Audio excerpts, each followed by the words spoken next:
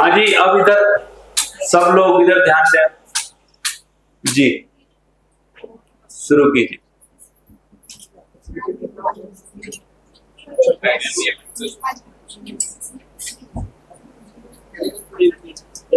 Hello. तो नमस्ते sir. तो हमने आज तो मिलकर दोनों कांग्रेस का तैयार किया है। अभी फॉर फाइव का बाकी है। तो फॉर का फिर भी बात करूँ तो निश्चय रूप से मैंने थोड़ा सोचा है, अभी कुछ लिखा नहीं, तो हाँ डॉक्यूमेंटेशन नहीं किया अभी। तो सी की बात करूँ तो इसके पहले प्री प्राइमरी वर्ग एक दो की बहनों ने जो भी इसकी योजना बनाई है बहुत अच्छी है। इसके माध्यम से हमारा काम और सरल होगा। तो अनुसरण, अनुगरण, संबोधन और आज्ञा पालन, वो चार बहुत छोटे बच्चों में मायने रखते हैं। और हमारी बात करूँ इसी कक्षा है तो मूल्यों मूल्यों की बात बहुत अच्छी तरह से रखनी है। इसमें दौरान कक्षा ने 3 मूल्य दिए: स्नेह, विश्वास और कृतज्ञता।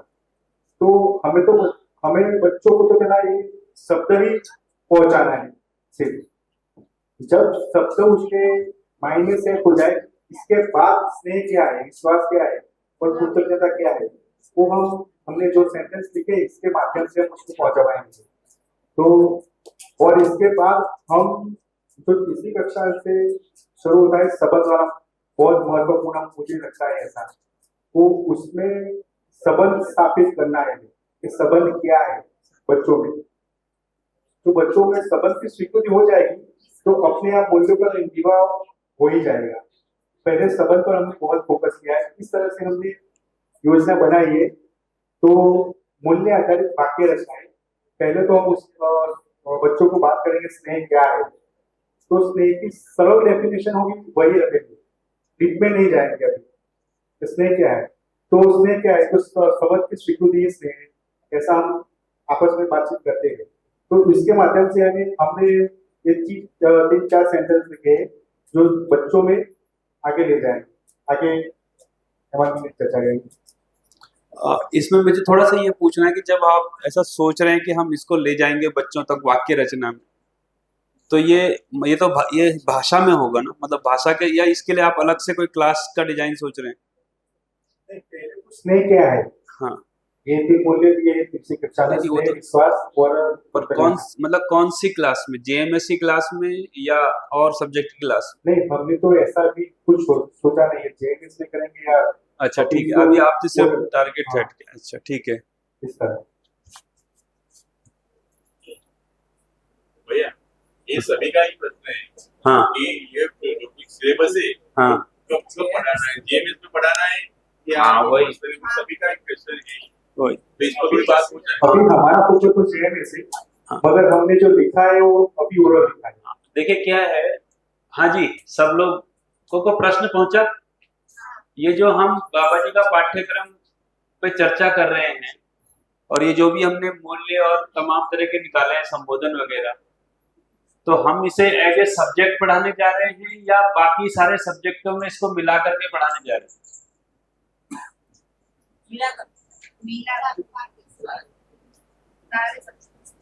मतलब हर एक शिक्षक जो है, ये तो ये हो गया कि भाई क्लास 3 से लेके 5 तक हम इन मूल्यों पे बात करेंगे, लेकिन सवाल ये कि कहाँ करेंगे।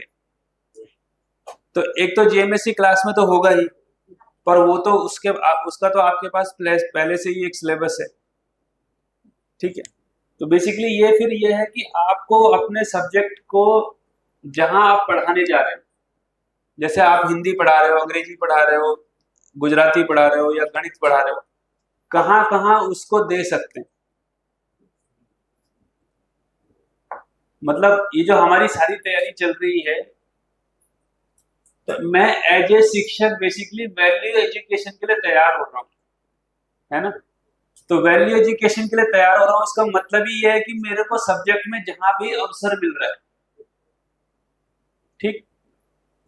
तो पहला स्टेप है ये क्या कि अभी जो एग्जिस्टिंग मेरे पास सिलेबस है उसमें कहा मुझको ये अवसर मिल रहा है कि मैं इसकी बात कर सकूं।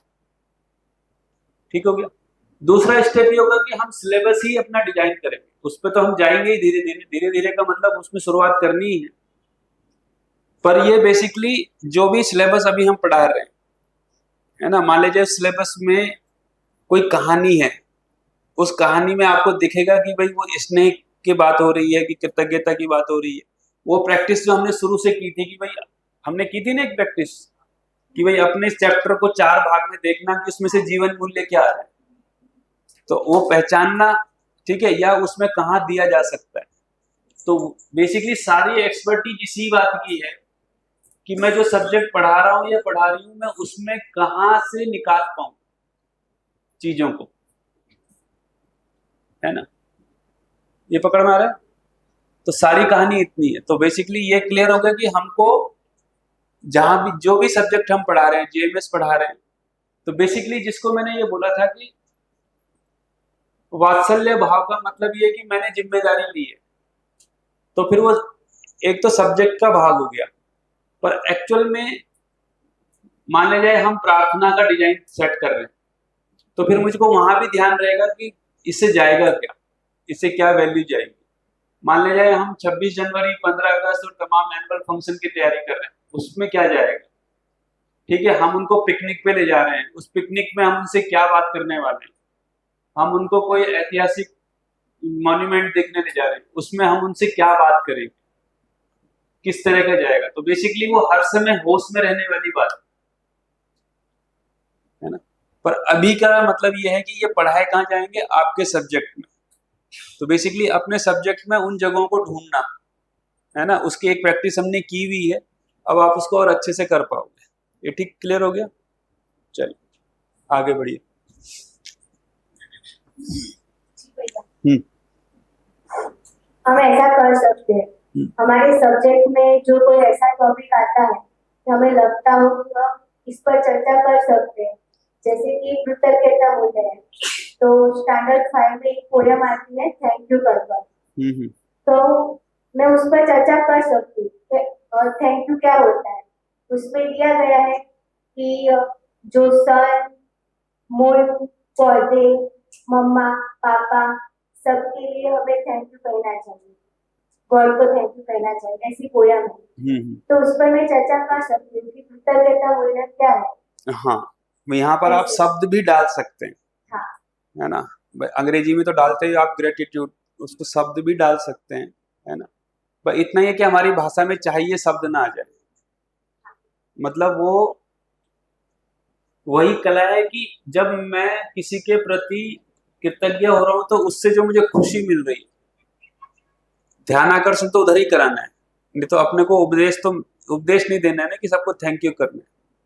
तो फिर हमारा बोलने का भाषा बदल जाती है कि भाई सूरज के आने से क्या होता है, या जो आपके दोस्त हैं, माँ है, या जो भी है, किस किस का सहयोग मिलने से क्या होता है ना। तो अब जब हमको पता चल रहा है, तो फिर अब कैसा लग रहा है, जो भी है, ये ठीक हो गया। हाँ, तो अपने अपने चैप्टर में ही हमको ढूंढने पड़ेंगे, ठीक, तब तक जब तक कि हमारा अपना सिलेबस तैयार नहीं होता, ठीक है। अच्छा, उसमें भी बहुत कुछ हमारे पास गवर्नमेंट की बाध्यताएं हैं, है ना। वो देखना पड़ेगा कि कितना हम लगा सकते हैं, नहीं लगा सकते। पर जहां जहां लगा सकते हैं वहां वहां तो लगा ही सकते हैं, है ना। ठीक है, चलिए। यहाँ पर जो पाठ्यक्रम दिया गया था, उस पर हमें वो 3 मूल्य जिन पर हमें वाक्य रचनाएं बनानी थी। ठीक। जैसे कि पहले स्नेह, तो हम बच्चों को सिखा पाए कि स्नेह क्या होता है, तो संबंध की स्वीकृति, और हम उनको बता पाए कि जहाँ जहाँ भी हमें संबंध स्वीकार होता है, वहाँ स्नेह का भाव होता ही है। और ऐसे हम कुछ वाक्यों के आधार पर उनको सिखा पाए। ऐसे हमने कुछ वाक्य लिखने का ट्राई किया है। पहला है कि जब बहन को कोई चीज मिलती है, तब वो भाई के लिए भी लेने का प्रयत्न करती है कि मुझे दी तो मेरे भाई के लिए भी दो, और ये स्नेह के भाव के आधार पर ही वो मांगती है। ऐसा एक वाक्य है। दूसरा, माँ ने अपने बच्चे के साथ संबंध को स्वीकारा हुआ है, तभी वह जो कुछ भी करती है वह सब स्नेह पूर्वक ही करती है और ममता पूर्वक पोषण करती है अपने बच्चे का। हमारी सभी जरूरियात पूरी करने के लिए हमारे पापा पूरे दिन मेहनत करते हैं और वो भी खुशी से करते हैं, क्योंकि उन्होंने हमारे संबंध को स्वीकारा हुआ है और वो चाहते हैं कि बच्चा पोषण करे और वात्सल्य भाव उनके अंदर आ ही जाता है, क्योंकि उन्होंने हमारे संबंध को स्वीकारा हुआ है और स्नेह भाव है, इसीलिए। और हम बच्चों को बता सकते हैं कि आपको आपकी शिक्षिका जी या शिक्षक जी पढ़ाते हैं तो ऐसा नहीं सोचते हैं कि मैं 2 बच्चों को ही पढ़ाऊं, वो तो सभी को पढ़ाते हैं, क्योंकि उन्होंने सभी बच्चों को स्वीकारा हुआ है और सभी बच्चों के प्रति उनका समान ही स्नेह है, इसीलिए तो वो सभी बच्चों को समान रूप से सिखाती है, क्योंकि शिक्षिका जी को स्नेह भाव है बच्चों के ऊपर, इसीलिए।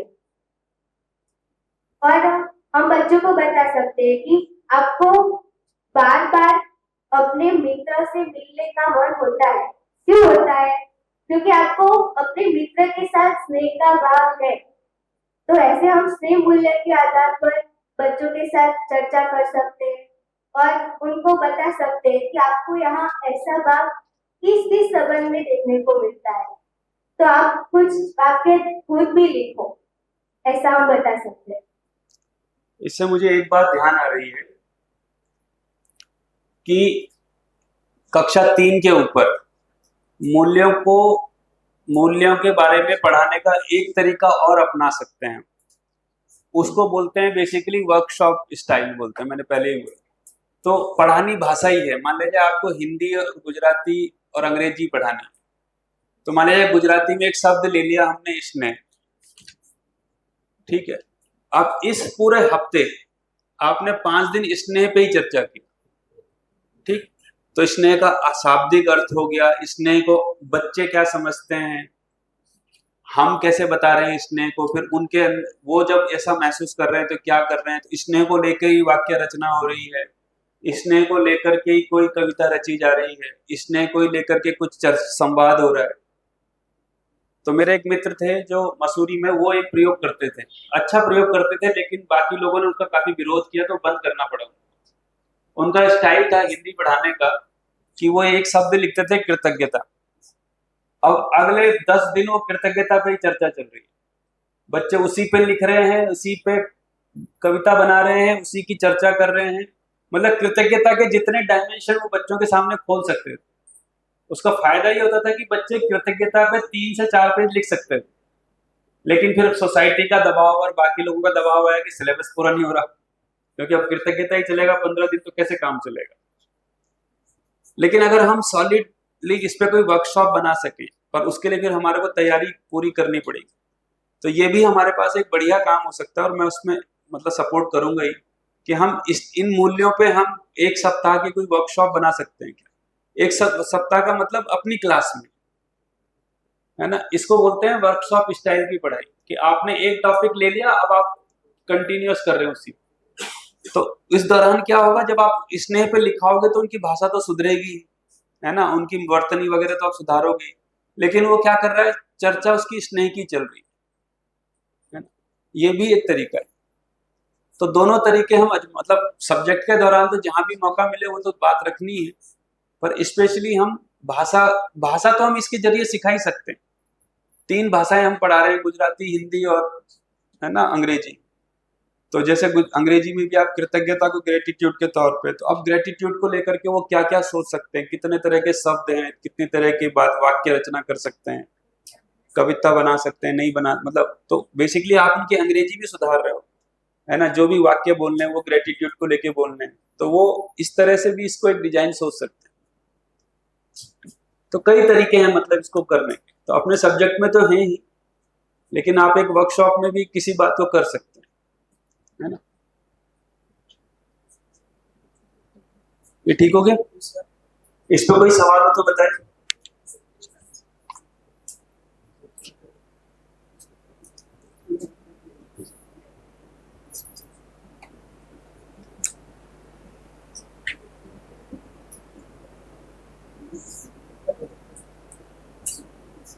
मतलब ये हम सभी में से हम लोग अगर एक एक मूल्य पे भी अपना एक टॉपिक मतलब एक पाठ योजना बनाने का अगर हम एक चैलेंज जैसा लें कि भाई मूल है ना, एक स्नेह पे पाठ योजना बन रही, पाठ योजना बने, अब आपको हफ्ते में कम से कम 5 दिन में ये डिलीवर करना है, तो उसमें क्या शुरुआत होगी, कैसे आप वाक्य बताओगे, क्या एक्टिविटी होगी, ऐसा अपन करेंगे तो हमारे पास एक सेट पाठ योजना होगी।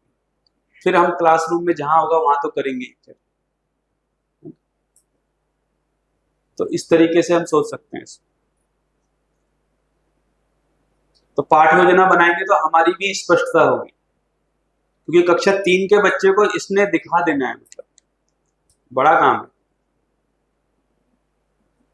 तो ऐसा हम जिन लोगों को अभ्यास है और जो लोग इसमें पहले से लगे हुए हैं वो लोग थोड़ा इस पे काम करें, स्नेह पे पाठ योजना बनाए। मान लीजिए पाठ योजना तो समझते हैं ना, लेसन प्लान, स्नेह को कैसे दिखाएंगे, बच्चे को कैसे समझाएंगे,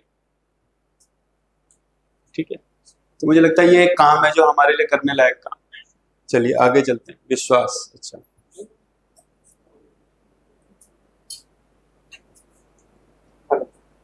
और आगे वैसे विश्वास की बात करें तो विश्वास मतलब बच्चों को दिखाना है कि विश्वास एक्चुअली चीज क्या है। तो विश्वास की बात करें तो सबसे पहले मेरा खुद का एग्जांपल देता हूँ। जैसे कि मैं कोई दिन अपना टिफिन बॉक्स नहीं लाता तो मुझे विश्वास है कि मुझे जो स्टाफ वाले हैं तो वो सब शेयर करके खा लेंगे, तो वो एक प्रकार का विश्वास बन गया है मेरे अंदर। तो उसी तरह वो बच्चे भी खुद अपने मित्र हैं, तो वो मतलब कोई बच्चा नहीं लाया तो कभी कभी मतलब घर से जल्दी निकल गया या फिर भूल गया, ऐसा कुछ होता है। तो बाद में उसको ये लगा कि मैं आज खाली पेट रहूंगा, उसको ये विश्वास आ गया होगा कि मेरा मित्र मुझे मेरे साथ पिकनिक शेयर कर देगा। तो एक उस तरीके से विश्वास थोड़ा बिठा सकते हैं। विश्वास चीज क्या है? विश्वास पे आप लोग बताइए। हाँ, और कुछ बोल रहे हैं? और विश्वास पे हम वो बता सकते हैं, तो विश्वास तभी आएगा जब भी हमको लगेगा कि सामने वाला इंसान जो भी करता है वो हमारे अच्छे के लिए करता है और वह खुद खुश होने के लिए करता है, सुखी होने के लिए करता है। तो उसके इंटेंशन पर हमें डाउट नहीं होगा, तभी हम उन पर विश्वास कर पाएंगे। और अभी बच्चों के साथ तो हम ऐसे बात नहीं कर सकते, लेकिन विश्वास आपको कहाँ पे विश्वास होता है, ऐसे एग्जाम्पल के तौर पर हम बता सकते हैं कि कभी कभी जो आप अपनी पेंसिल भूल जाओ तो ऐसा नहीं होगा कि उस दिन आप कुछ लिख ही नहीं पाओगे, क्योंकि आपको उतना विश्वास होता ही है कि मैं भूल गया लेकिन मेरे सहपाठी मुझे नहीं देंगे। ऐसे विश्वास पे हम उदाहरण दे सकते हैं। हाँ, पर थोड़ा कठिन लग रहा है, मतलब जो क्लास 3 के हिसाब से 3-4 के साथ थोड़ा कठिन लग रहा है। मतलब विश्वास बड़ी चीज है, कैसे आप लोग बताइए। क्लास 3, 4, 5 में हम डायरेक्टली तो नहीं बोल सकते कि दूसरे के इंटेंशन पे, यहाँ बड़ों को नहीं भरोसा होता है, इतना करने के बाद भी दूसरे के इंटेंशन पे डाउट है ना। अभी हम ही कितना कर पा रहे हैं, मतलब सोचने वाली बात है, ठीक है। तो कैसे बच्चों के अंदर विश्वास को और कोई सरल तरीका सोचिए। मुझे थोड़ा कठिन लग रहा है, मतलब सुनने में कठिन लग रहा है। नहीं, वो तो हमारे हाँ, वो मैं समझ रहा हूँ, आपको तो मतलब उसका पता है, पर बच्चों तक कैसे पहुंचाना है हमको बताइए। तो यहाँ से हमारे लिए एक एक्शन प्लान निकल के आ रहा है कि हमको वैल्यूज पे लेसन प्लान खड़े करने होंगे। इसमें बच्चों को स्टोरी बना कर सवाल जैसा कुछ पर एक जगह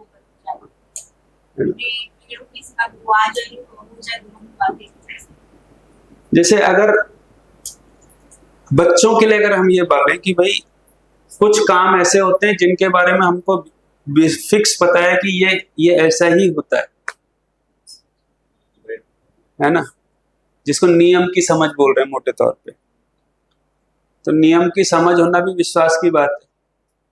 तो ऐसी कुछ घटनाओं को कंपैरिजन में रखना कि इसमें से कब आपको विश्वास आएगा और कब आपको अपने अंदर ऐसा लगेगा कि करूं कि नहीं करूं वाली बात है। जैसे मान ले जाए भाई आपको प्यास लगी है और आपके सामने पानी भी रखा है और आपके सामने जो है पेट्रोल भी रखा है, ठीक है, तो तो आपको पानी पीने में कोई शंका होगी क्या? आपको कोई बोलेगा कि नहीं नहीं पानी नहीं पीते हैं, तो आपको लगेगा कि नहीं ये बात हो सकता है सही भी बोल रहा हो, या मान ले जाए मैं एज ए टीचर ही बोल दूं कि नहीं नहीं पानी नहीं पीना चाहिए। तो बच्चों को तो विश्वास का मतलब ये है कि उनको ये पकड़ में आ जाए कि जब हमको एक्चुअल में पता होता है कि हाँ ये बात बिल्कुल ठीक ही है, उससे पहले वो विश्वास की उनको झलक नहीं मिलती, कब उनको विश्वास हो या कब उनको शक होने लगता है या कब वो हिचकिचाते हैं। जैसे वो सामने मतलब जैसे दो दो और दो चार अगर आपको नहीं पता है, ठीक है, तो आपको कोई बोले 5 होता है, 6 होता है, 7 होता है, तो आपको ही जब पता नहीं है तो आप किस पे विश्वास करोगे? लेकिन मान लीजिए आपको पता है कि 2 2 4 होता है, तो फिर कोई 5 बोले, 6 बोले, 7 बोले, तो इसके बीच में अंतर कर पाना कि जब मुझको पता होता है तो एक मुझे पता होता है कि हाँ ये 2 2 4 ही होता है, ठीक है, तब कोई इसको 5 6 7 बोल रहा है तो भी मुझे पता नहीं, वो नहीं चल रहा है। इसमें विश्वास बोलने की बजाय हम सेल्फ कॉन्फिडेंस ले सकते हैं, आत्मविश्वास, कि बच्चे कुछ भी काम कर रहे हैं तो उसके अंदर पूरा विश्वास होगा तो वो अच्छी तरह से रिप्रेजेंट कर उसको पाएगा। विश्वास ही रखते हैं, मतलब विश्वास आत्मविश्वास ही, हो, हाँ, पर उसी बच्चों को को नहीं, देखिए हमको क्या है अभी शब्द में थोड़ा घालमेल नहीं करते, रखते विश्वास ही हैं, उसमें उसको सेल्फ कॉन्फिडेंस के रूप में बोलते हैं, वो बोल सकते हैं। और विश्वास का मतलब ये है कि मुझको मैं बिल्कुल फिक्स हूँ। तो सेल्फ कॉन्फिडेंस के बिहाफ पे हम काफी एग्जांपल बच्चों के साथ हाँ दे हाँ, पाएंगे। उसी से सेल्फ कॉन्फिडेंस आप जब भी आपको कुछ आता है तो आपको जो प्रश्न पूछते हैं तो उसका आंसर आपको मालूम है, तो आप बेफिक्र से वो जवाब बोल पाते हैं। और कोई भी काम है आपको लगता है कि मैं ये जो कोई भी नाटक है वगैरह कुछ है तो उसमें मुझे पता है कि मैं कर लूंगा, तो अपने अंदर से विश्वास रहता है। तो ऐसे उसमें बच्चे वही, तो जब तक हमको पता नहीं हो तो बच्चों को ये बताना है कि जब हमको एग्जैक्टली पता होता है कि ये बिल्कुल सही है, तो जैसे 2 घटनाएं लिख दी कि दोस्त ने कहा कि चलो पीछे जो है मान लीजिए स्कूल का बगीचा है और वहां कोई फल लगा हुआ है और अभी शिक्षक नहीं देख रहे, चलो तोड़ के लाते हैं। एक तो ये बोल रहा है, दूसरा मतलब दोस्त ने ही बोला, ठीक है, कि हमको ये सवाल समझ में नहीं आ रहा है, चलो शिक्षक से पूछते हैं। कौन सी बात को स्वीकारने में, हो सकता है वो फल भी तोड़ ले और हो सकता है वो शिक्षक से भी पूछ ले, पर कौन सी बात को स्वीकारने में उसको अंदर ऐसा उसको घबराहट नहीं होगी, उसको हिचकिचाहट नहीं होगी, है ना। और मान ले जाए वो फल तोड़ भी ले, तोड़ने के बाद भी एक हिचकिचाहट बनी रहेगी, कोई किसी ने देखा तो नहीं, है ना। तो ऐसी छोटी छोटी घटनाएं उनके जीवन से लानी। तो अभी ये कि यहाँ बच्चों को विश्वास का मतलब कि उनको ये पता है कि जो नियम अगर उनको पता है तो उससे विश्वास है। फिर वो भी नियम ही है कि सामने वाला सुखी होना चाहता है, पर छोटे बच्चों के लिए थोड़ा वो भारी पड़ेगा, है ना। अब उसको कैसे समझ में आएगा कि माँ मुझे 3 साल में स्कूल डाल रही है और वो सुखी होना चाहती है, मेरे को तो दुखी कर रही है, या और भी वो होमवर्क नहीं करना चाहता, है ना। या वही जैसे सुबह बात हो रही थी कि भाई आपके मन में 2 बातें आई कि शाम को होमवर्क करना है या शाम को, या छोड़ो होमवर्क छोड़ करके खेलता हूँ, ये दोनों आपके अंदर है, ठीक है। तो अगर आपने होमवर्क छोड़ दिया और खेलने चले गए तो उस समय अंदर कैसा रहता है, ठीक है, और आप होमवर्क करते हैं तो कैसा रहता है। तो जब भी आप नियमानुसार काम करते हैं तो बेसिकली वो जो करना ही है, जो ठीक ही है ना, जो सबके लिए ठीक है, ऐसा अपन विश्वास को लेके उनके साथ।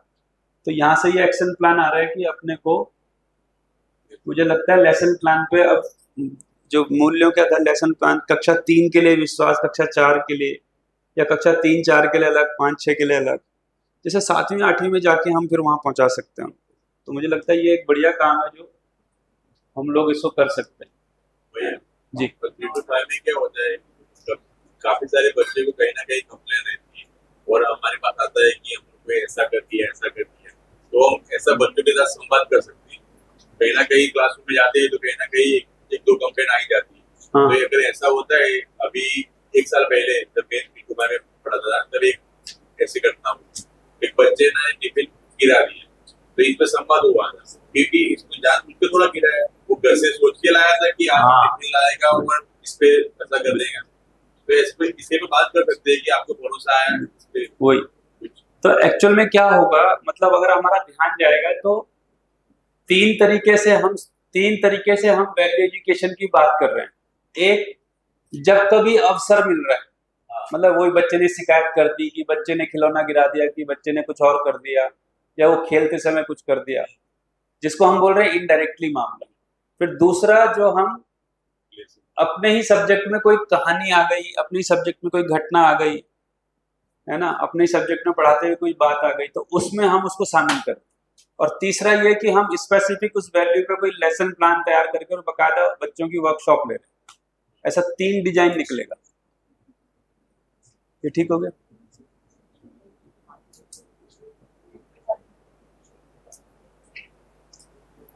तो ये तो ठीक ही बात है।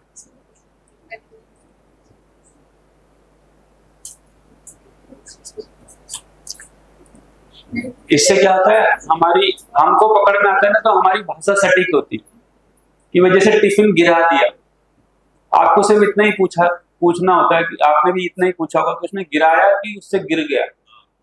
विश्वास पूर्वक क्या बोल पाओ, तुमको क्या विश्वास है? विश्वास पूर्वक बोलो कि उसने गिरा दिया कि उससे गिर गया। ठीक है, तो उसको देखना पड़ेगा ध्यान से। अब वो बोल तो नहीं सकता कि उसने गिरा दिया। ऐसा भी पूछ सकते हैं कि वो घर से सोच के आया था। हाँ, वो तो उसके बाद है ना, जब वो बोलेगा कि उसने गिराया है जानबूझ के, तो अब आओ बात। पहले तो जनरली वो बोलेगा नहीं। ये तो हम घर में भी, मैं तो ये ट्रिक अपनाता हूँ, जैसे दोनों एक दूसरे की शिकायत करते हैं, फाइनल करके उसने मतलब उसने मारा या उससे टक्कर लग गई, उसने टक्कर मार दी, फिर बोलता है नहीं लग तो गई इससे, तो ठीक है लग गई तो लग गई। यहां से वो इंटेंशन पे डाउट वाली बात उसको धीरे धीरे उसके उसमें जाएगी। तो अभी तो हम अपने बच्चों की शिकायत की भाषा ही सटीक कर रहे हैं, जैसे ही शिकायत करने आ रहे हैं हम तुरंत पूछ लें। हाँ, है ना। मेरा तो एक उदाहरण ये है कि जैसे मैं क्लास में गया तो बच्चों ने शिकायत शुरू कर दी, तो जिसने शिकायत शुरू की मैंने कहा आप क्या चाहते हो अब ये बताओ, इसके हाथ पांव तोड़ दिए जाएं, इसको स्कूल से निकाल दिया जाए? जैसा वो बता रहा था ना, उसमें तो बहुत आवेश से बताता ना, अरे इसने ये कर दिया, उसने वो कर दिया, तो अच्छा ठीक है इससे गलती हो गई, अब आप क्या चाहते हो, क्या किया जाए इसके साथ? वो बोलने की स्थिति में है नहीं वो, तो फिर उस पर चर्चा होती है कि भाई उसने किया है कि उससे हो गई है, पहले ये पकड़ो। आप क्या चाहते हो, वो गलती करता रहे या वो सुधर जाए? तो ये हमारी भाषा फिर बनती है धीरे धीरे। तो ये जो शिकायतें आती है ना, ये मौके हैं एक्चुअल में। ये जो बच्चों से जो ये भी गलतियां जिस तरह की हो रही है, वही मौके हैं हमारे पास उनको सुधार करने। और सटीक भाषा बोल देने से बहुत सारा काम हो जाता है।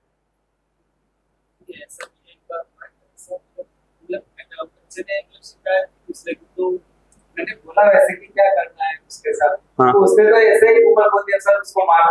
हाँ, पर वही अब आगे मारो कितना, है ना भाई, 1-2 थप्पड़ से तो मानेगा नहीं।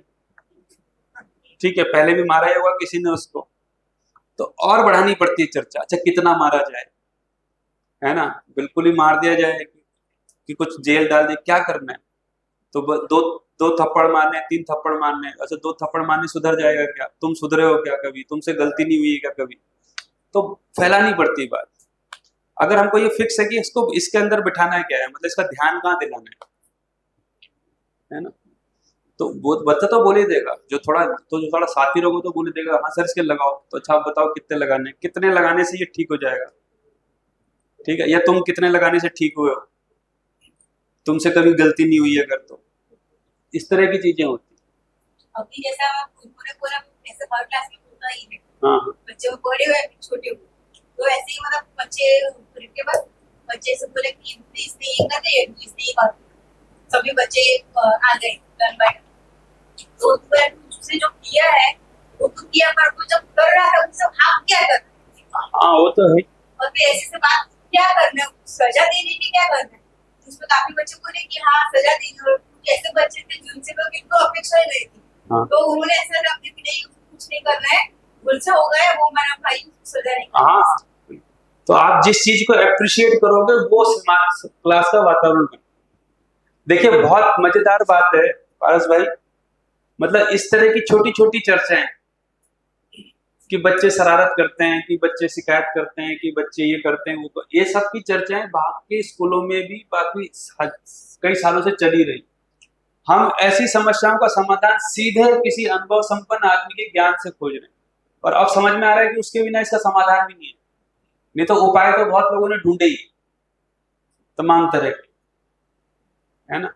और इसीलिए क्या है, वो चीजें जटिल होती चली गई कि अच्छा वो शिकायत करते तो ये कर दो वो कर दो, कहीं शिकायत बॉक्स रखा है, कहीं कुछ रखा है। बाद में समझ में क्या आ रहा है कि अगर सही जगह पे ध्यान आकर्षण हो गया, है ना, तो वो ध्यान आकर्षण से ही चीजें ठीक होंगी। आपके पीछे एक बात पे ध्यान गया, बाकी लोगों का सवाल था कि फाइनली जैसे अभी वैल्यूज लिखी हैं, विश्वास हम बच्चों को कराएंगे, पर सवाल ये कि वो कराने की जगह कौन सी, कहाँ करा रहे हैं। तो इस पे ये बात निकल कर क्या है कि 3 जगह पे ध्यान गया, और मुझे लगता है कि एक्शन प्लान जैसे निकल कर आया कि एक तो ये स्पष्ट है कि भाई ये पूरे स्कूल के वातावरण में इन वैल्यूज की बात हो रही है। तो कुछ तो चीज ऐसी है कि जो अप्रत्यक्ष रूप से खाते पीते उठते बैठते बच्चों से जहां भी अवसर लग रहा है, मतलब और खासतौर पर जहां बच्चा किसी गलती में फंस गया, उन्हें किसी से शिकायत कर दी, उससे कॉपी का पेज फट गया, या वो देर से आ गया, या उसमें कुछ झगड़ा हो गया, एक तो वो मुद्दे हैं, तो वहां भी हम इसकी रोशनी में बात कर रहे हैं। दूसरा ये हो गया कि क्लासरूम में अपने सब्जेक्ट को पढ़ाते हुए जहां भी हमको अवसर मिल रहा है, लेकिन उसमें ये भी होता है कि वो सिलेबस का भी एक भाग है, तो वो चैप्टर भी पूरा होना है, तो वहां भी हम कर ही रहे हैं। मतलब वो तो हमने प्रैक्टिस की है कि अपने चैप्टर में जीवन मूल्य को ढूंढना, पर अब ऐसा दिखाई दे रहा है कि हमको इस पे बकायदा लेसन प्लानिंग भी करनी है। मतलब जैसे विश्वास मूल्य पे एक लेसन प्लान, और फिर एक हफ्ते के कोई वर्कशॉप, मतलब वर्कशॉप मैंने पूरे दिन की नहीं, तो जैसे मान लीजिए हिंदी का टीचर जो है स्किल सिखाने के लिए इसको कंटेंट के रूप में यूज करे, जैसे अंग्रेजी, गुजराती, हिंदी, तो अब उसको मान लीजिए हिंदी सिखानी है, तो सम्मान पे ही या विश्वास पे ही चर्चा चल रही है, उसी पे वाक्य रचना हो रही है, उसी पे एक हफ्ते तक वो उसी को फैला रहा है, तो एक ही एक्शन प्लान निकल रहा है।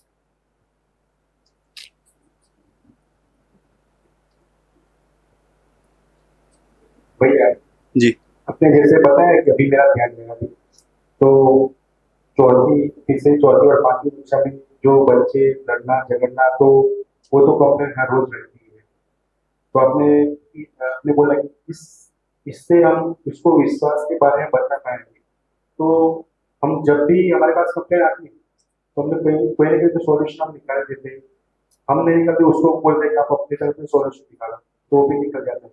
फिर से 3-4 दिन होते हैं, तो बाद में वही फरियाद फिर से आ जाती है। तो हम बच्चों को ये बता सकते हैं कि आपने पहले जो किया और फिर से 3-4 दिन के बाद किया, तो उससे हमें विश्वास नहीं आएगा कि आप समझ गए हो, जो उसकी निरंतरता बनेगी। अब कभी भी ऐसा काम नहीं करोगे तभी हमको विश्वास आएगा, तो वही विश्वास है। इस तरह से हम बता सकते हैं। हाँ हाँ बिल्कुल, वो तो ठीक ही बात है। तो मुझे लगता है लेसन प्लान के ऊपर हम थोड़ा इनिशिएट कर सकते हैं, है ना, और सभी शिक्षक खासतौर पर जो पहले से थोड़ा लगे, तो अगर मान लीजिए हमको 25-40 मिनट का एक पीरियड मिल रहा है और हमको 5 पीरियड मिल रहे हैं, तो 4 पंजे 20, लगभग 200 मिनट, तो 200 मिनट का एक लेसन प्लान हमारे पास विश्वास पे अगर है, क्योंकि अगर आपने लेसन प्लान से विश्वास के बारे में कुछ बता दिया, तो अब जब आप उसको बार बार कहीं कहीं भी रिपीट करोगे, मान लीजिए इस तरह की घटना में, चैप्टर में, तो बच्चे को उसका कॉन्टेक्स्ट याद रहेगा, संदर्भ याद रहेगा, कहाँ से बात हो रही है ना। तो वही इसका मुझे लग रहा है, मतलब मेरे को तो वो समाधान वही दिख रहा है कि एक्चुअल में वो लेसन प्लान के साथ ही होगा। और यही तरीका है कि हम उसको, मतलब बेसिकली 9 मूल्य की बात हो रही है, बट बेसिकली तो 9 लेसन प्लान है ना। और भैया जेएमएस की जो बुक है उसमें भी कुछ कहानियां गतिविधियां कुछ स्पेशल विश्वास मूल्य हाँ, ऐसे मूल्य पर बिल्कुल। है हाँ, जो उसमें है उसको उसको कराया जाए। वही हम लेसन प्लान में भी ऐड कर सकते हैं। हाँ, है ना। पर वो क्या है, वो हमारा एक डॉक्यूमेंटेशन होगा, है ना, कि भाई हम विश्वास पे इस पे, और नहीं, जेएमएस की बात अलग हो रही है इस। हाँ हमें इसका उपयोग करना हाँ, इसमें मैं क्या बोल रहा हूँ कि आप भाषा को सिखाने के लिए, भाई जैसे आप भाषा को सिखाने के लिए नदी, पेड़, तालाब ये सब सहारा लेते ही है ना, हाँ। वैसे अब हम भाषा को सिखाने के लिए विश्वास का सहारा लेते हैं। भाषा को सिखाने के लिए हम जो है तो इसको वो बना रहे हैं, क्या बोलते हैं उसको, सब्जेक्ट कंटेंट जिसको बोलते हैं। यानी कि हम सिर्फ आउटकम को देख रहे हैं उसमें वो जो सिखाना है हाँ भाई, लैंग्वेज ही तो सिखानी है ना। लैंग्वेज को सिखानी है। अब हिंदी का आपको माने गुजराती सिखानी है, तो आप कहानी तो और भी सुनाते ही हो, है ना। तो और देखिए बाकी जगह भी आप देखेंगे डिजाइन यही है भाई, सरकार में जो किताब बनाते हैं उनको लगता है पर्यावरण संरक्षण पे कोई बात होनी है, तो वो कुछ ऐसी किताब वो पढ़ा देते हैं, सुंदरलाल बहुगुणा या गौरा देवी के बारे में, ठीक है। उनको लगता है कि साहस बच्चों के अंदर जाना चाहिए, वो साहस को जिस तरह का वैल्यू मानते हैं, कर तो वो भी वही रहे, वो वैल्यू सिखाने के लिए ही पूरा हिंदी का पार्ट है, वो हिंदी सिखाने के लिए किताब नहीं है।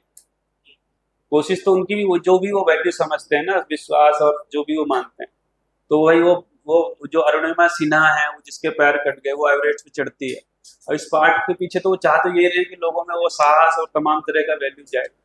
तो हम भी यही कर रहे हैं कि हम विश्वास को लेके ना हिंदी सिखा रहे हैं। तो अभी हमको उल्टा करना है, पहले भाषा से ही सिखा रहे थे, अब इससे भाषा हाँ, इससे भाषा सिखानी है। तो हमारी हिंदी की किताब ही इस तरह की हो सकती है भाई, विश्वास पे तो बात कर रहे हैं, विश्वास पे कोई छोटी सी नाटक, विश्वास पे कविता, विश्वास पे शब्द रचना, विश्वास पे कोई मुहावरा बन गया, या जो भी चीजें, जितने भी भाषा के आयाम, भाषा विश्वास पे निबंध हो गया, विश्वास को लेके कहानी हो गई। एक्चुअल में भाषा से वैल्यू नहीं जाएगी, वैल्यू के जरिए कोई भाषा आप सिखा सकते।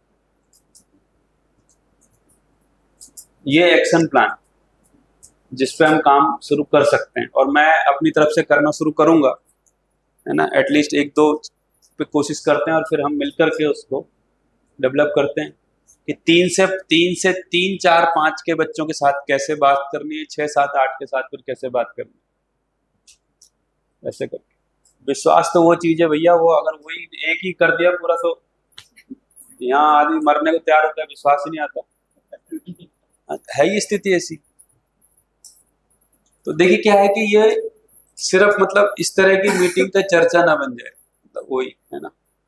तो उसमें क्या होता है कि सारे सेमिनार्स में होता है, तो हम इसको धीरे धीरे एक्शन में लाएंगे। तो 3 जगह अभी हम तय कर रहे हैं, मतलब ठीक है, लेसन प्लान पे हम काम शुरू करेंगे, है ना, और जल्दी शुरू करेंगे, ठीक है। एक तो ये सब्जेक्ट के अंदर ही जाएगा, जहाँ जेएमएस में है वहाँ जेएमएस में जाएगा, और बाकी जगह जहाँ भी हमारे बच्चों से संपर्क हो रहा है, खाते हुए, पीते हुए, खेलते हुए, जहां भी हमको लग रहा है कि इस पे बात हो सकती है ना, तो ये हो सकता। ठीक हो गया, चले आगे चले। यही करना पड़ेगा भैया, क्योंकि हमने भी काफी 1 महीने तक शायद जो हमारा 1 घंटे का पठन रहता है उसमें 1 महीने तक शायद हमने विश्वास पे चर्चा की। तो बच्चों में ये भाव के रूप में देखना पड़ेगा, उसको देखेंगे तो काफी लंबी चर्चा करनी पड़ेगी। तो वैसे हमारा अगला मूल्य है कृतज्ञता मूल्य। तो जो भी मम्मी पापा कर रहे हैं, भाई बहन कर रहे हैं, या कोई शिक्षक कर रहे हैं, तो या प्रकृति से, तो जो भी मिल रहा है बच्चे को, तो उसका वैल्यू उसको पता चले। बेसिकली यही कृतज्ञता है। तो उसके लिए हमने कुछ एग्जाम्पल यहाँ पे लिखे हुए हैं। तो कुछ तो सेंटेंस है कि आपके मम्मी पापा आपके लिए जो भी करते हैं, तो उसको उसके लिए आप अभिव्यक्त हो कि थैंक यू मम्मी, आपने अभी तक मेरे लिए जो भी किया, पापा, छोटा भाई, बड़ा भाई, जो भी है, किसी ने भी आपकी मदद की। और आप और जेएमएस में इसके ऊपर कृतज्ञता पत्र है आपके पापा पर, मम्मी पर, या आपके किसी ने भी आपकी मदद की हो, मित्र संबंध में भी, तो कृतज्ञता पत्र भी लिखवाते हैं। और कविता, तो कविता भी नीचे डली हुई है। तो कुछ ये दो प्लान हमने यहाँ पे रखे हैं। कृतज्ञता मूल्य हम किस तरह से बच्चों के साथ रिप्रेजेंट करें। ग्रेटिट्यूड कार्ड हम भैया रखें। नीचे कृतज्ञता पत्र। अच्छा ठीक, कृतज्ञता पत्र और इसके नीचे कविता भी। हाँ ये तो ठीक है। मतलब ये जेएमएस में हाँ। पहले से ही करते हैं। ग्रेटिट्यूड कार्ड ठीक बात। बच्चों के पास नहीं कर सकते। ऐसे पत्र बच्चे लिखते हैं। हाँ एक चीज मैं भी दिखा सकता हूँ आपको, मैंने भी कुछ किया था। कृतज्ञता लेटर से आप करें क्या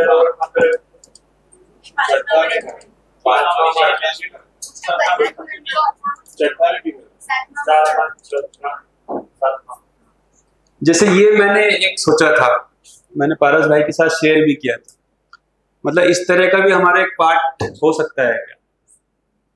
तो जैसे ये गोलू और गिन्नी करके मैंने एक कल्पना की है ना।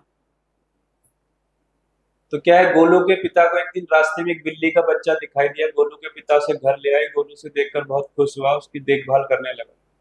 उसने उसका नाम रखा गिन्नी। स्कूल से आने के बाद गिन्नी के साथ उसका नियम बन गया था, अच्छा उसके साथ खेलना उसका नियम बन गया था। एक दिन स्कूल से लौटने के बाद उसे गिन्नी नहीं दिखाई दी। वो परेशान होकर उसे ढूंढने लगा। तभी उसे बिल्ली की आवाज गाय के कमरे से सुनाई दी और वो रोज दौड़कर उसे अपने कमरे में ले आया। उसके साथ रोज की तरह खेलने लगा। बिल्ली के साथ खेलते खेलते अचानक उसका ध्यान गया कि गिन्नी के साथ खेलते हुए बहुत खुश रहता है, और यदि उसके पिता उस दिन उसे बिल्ली के बच्चे घर नहीं लाते तो क्या होता। फिर गोलू को समझ में आया कि आज वो इसलिए इतना खुश है क्योंकि एक माह पहले उसके पिता उसके लिए बिल्ली का बच्चा लाए थे। वह तुरंत पिताजी के पास गया, थोड़ा शर्माते हुए कहा, धन्यवाद पिताजी। रात को फिर उसके मन में सवाल उठा, जब मैं बिल्ली के साथ खेल रहा था तब भी खुश था, लेकिन जब मैं पिताजी को धन्यवाद दिया तब और अधिक खुश हुआ, ऐसा क्यों। उसने माँ से पूछा। माँ ने बताया कि जब हमारा ध्यान इस बात पे जाता है कि मेरी खुशी में कई लोगों की भूमिका है, जब हम उनकी भूमिका को दिल से स्वीकारते हैं तो इसे कहते हैं कृतज्ञता। अब इसमें भाषा प्योर दर्शन की नहीं है, जैसे दिल मैंने इस्तेमाल कर लिया, इसी से हमें खुशी मिलती। आज स्कूल में टिफिन खाते हुए वह बहुत खुश था और मन ही मन माता को धन्यवाद दिया और पूरा खाना खाया, जबकि इससे पहले वह अक्सर थोड़ा खाना छोड़ दिया करता था। फिर उसका ध्यान स्कूल में सफाई करने वाले की तरफ गया। उसे समझ में आया कि ये स्कूल साफ रखते हैं, हमें कितना अच्छा लगता है। आज उसने सफाई वाले को पहली बार नमस्ते किया। अब गोलू को इसमें मजा आने लगा। उसका ध्यान गया अपनी गाय पर जो उसके लिए मीठा दूध देती थी। फिर उसका ध्यान गया पेड़ पर जिसके फल वो खुशी से खाता था। फिर उसका ध्यान गया अपने दोस्तों पर जो उसके साथ खेलते थे, और उसका ध्यान इस बात पर भी गया कि ऐसा करते हुए समय उसे बहुत खुशी महसूस हो रही। रात को उसने फिर अपनी माँ से पूछा, जब मुझे सफाई वाले का ध्यान आया तो मुझे उसे नमस्ते करने का मन क्यों हुआ, और जब मुझे पेड़ का ध्यान आया तो मुझे उसे पानी देने का मन क्यों हुआ। तब माँ ने उसे बताया कि जब हम किसी के प्रति कृतज्ञ हो जाते हैं तो उसके साथ लापरवाही वाला व्यवहार नहीं कर पाते, शिष्ट व्यवहार करते हैं, देखभाल करते हैं, इसे ही सौम्यता कहते हैं, यही कृतज्ञता है। ऐसा मैंने सोचा था। अब ये अपन हिंदी में पाठ के रूप में थोड़ा बहुत फेरबदल के साथ पढ़ा ही सकते हैं, है ना। तो ऐसी तैयारी हमको, मतलब ऐसे हमको कंटेंट तैयार करना होगा। ठीक होगा। तो मैंने कुछ कुछ खाली समय बैठ के मैं करता रहता हूँ कुछ ना कुछ। इसको यूज कर सकते हैं। हाँ। तो ऐसे ही हर मूल्य पे हम कोई ऐसा चैप्टर बना सकते हैं उस हिंदी। और अच्छा, अगर हम हिंदी में भी वही पढ़ाएं, गुजराती में भी वही पढ़ाएं तो कुछ गड़बड़ है क्या? कुछ भी नहीं है गड़बड़। तो वही चैप्टर को हम गुजराती में पढ़ाएं, वही चैप्टर हम हिंदी में पढ़ा लें, है ना, और उसी को अंग्रेजी में पढ़ा सकते हैं। हाँ हाँ, ऐसा प्रयोग होता ही है। देखिए बहुत सारे प्रयोग। पांडिचेरी में एक स्कूल है, पांडिचेरी में एक स्कूल है, ठीक है। तो उनका ये शोध है, हाँ जी, उनका ये शोध है कि जब बच्चा सुबह से शाम तक जो सब्जेक्ट पढ़ रहा है तो वो बहुत जल्दी स्विच करना पड़ रहा है उसको। भाई अभी मैथ पढ़ रहा है, फिर अभी अंग्रेजी आ गया, और सबका कॉन्टेक्स्ट अलग अलग है ना। अंग्रेजी में बात चल रही थी कुछ और, तब तक हिंदी में कुछ और चली गई, ज्योग्राफी में कुछ और चली गई। तो वो क्या करते हैं, वो मतलब उनकी भी प्लानिंग का कोई सिस्टम होगा। तो पर प्लानिंग का सिस्टम ये है कि उनका हर दिन का एक वो तय होता है, टॉपिक तय होता है। तो जैसे आज टॉपिक तय हो गया पेड़, तो अब हिंदी में भी पेड़ के बारे में बात हो रही है, अंग्रेजी में भी पेड़ के बारे में बात हो रही है। गणित का टीचर भी आ रहा है तो वो पेड़ को बना करके ही कोई सवाल कर रहा है कि एक पेड़ में 4 पत्ते थे, 2 झड़ गए, कितने रह गए, या एक पेड़ के नीचे 5, पर है पेड़ ही। ठीक है, फिर ज्योग्राफी वाला आ रहा है, वो भी पेड़ ही बता रहा है कि इस इलाके में ऐसे पेड़ होते हैं, उस इलाके में वैसे पेड़ होते हैं। फिर हिस्ट्री वाला आ रहा है, वो भी किसी पेड़ से ही बात शुरू कर रहा है कि भाई देखो ये कोई इलाहाबाद का पेड़ है जिसके नीचे अंग्रेजों ने जो है वो 1857 में फांसी पे लटका दिया था। तो कुल मिला के सुबह से शाम तक बच्चे के दिमाग में पेड़ ही घूम रहा है। तो वो भी एक प्रयोग है और उसका काफी अच्छा सक्सेस रेट है, लेकिन वो क्योंकि बहुत कम बच्चों के साथ है तो हम ये नहीं बोल सकते कि बाकी बच्चों में क्या है। लेकिन जो भाषा को अगर हम कंटेंट एक ही बनाए तो कम से कम वो वैल्यू तो उसके दिमाग में फिक्स बैठी रहेगी ना। फिर वो अंग्रेजी सीख रहा है कि हिंदी सीख रहा है, तो जो ये ठीक हो गया। तो एक बात हमारे लिए काम निकल के आ रहा है कि अब हम ऐसे कंटेंट बनाएं, है ना, ऐसी छोटी छोटी बुकलेट्स बनाएं। ठीक, एक बार चीज पकड़ में आने में बहुत आसान है, इसे बनाने में आधा घंटा लगा, बस एक बार आप बैठते हो तो वो आ जाता है, इतना मुश्किल नहीं। ठीक, चलिए आगे चले। हाँ जी, और क्या बता रहे थे आप? वैसे हमने खुद में पत्र बनाया था, मतलब कि बच्चे बना सकते हैं वैसे। हाँ हाँ, बच्चों को एक आध हम पत्र को उनके सामने रख सकते हैं, उसके बाद वो खुद अपने से लिख पाएंगे। तो वैसा एक पत्र है कि जैसे कि हाँ, और ऊपर करो, नीचे करो, नीचे मैंने इसको नीचे एयर, और ये तो कविता होगा। हाँ ठीक है, उसमें बेटा जी होते हैं, उन्होंने अपने पापा के लिए पत्र लिखा होता है कि लास्ट टाइम पापा हमें घूमने ले गए थे विंटर में, तो माउंट आबू गए थे, तो वहां पर वैसे भी ठंडी बहुत होती है। तो एक तो स्वेटर था, लेकिन एक्स्ट्रा पापा ने दूसरा एक्स्ट्रा स्वेटर दिया।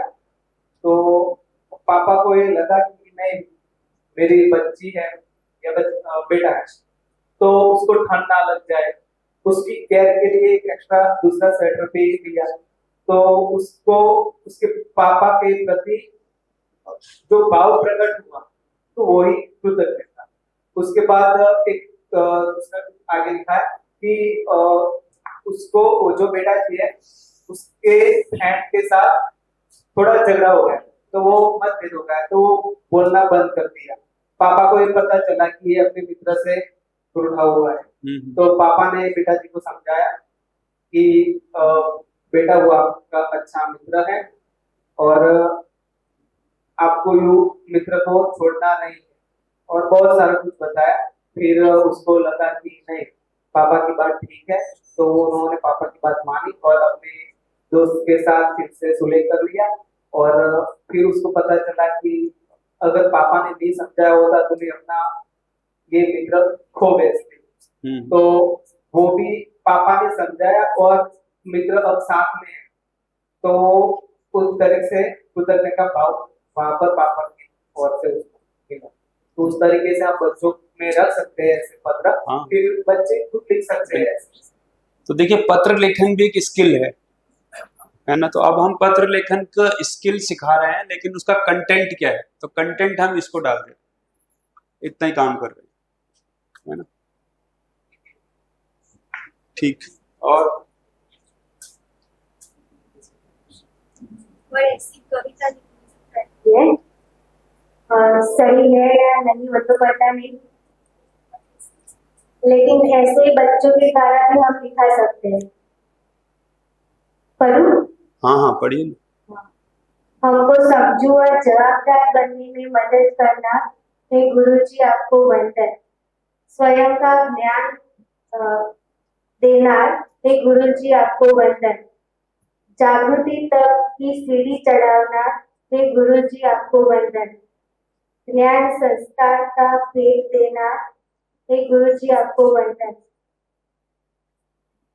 स्नेह के साथ थोड़ा ठपका देना। हे गुरुजी आपको वंदन। आपका अच्छा व्यक्तित्व, आपके अच्छे व्यक्तित्व के लिए आभारी है हम। हे गुरुजी आपको वंदन। आपकी ज्ञान की नदी सदा हम पर बहती है और उसके लिए हम सदा आप पर कृतज्ञ हैं। ऐसा। ठीक है, कविता तो ठीक है। इस कविता को आप पाठ के रूप में पढ़ा ही सकते हो, भाषा के रूप में तो पढ़ा ही सकते हो।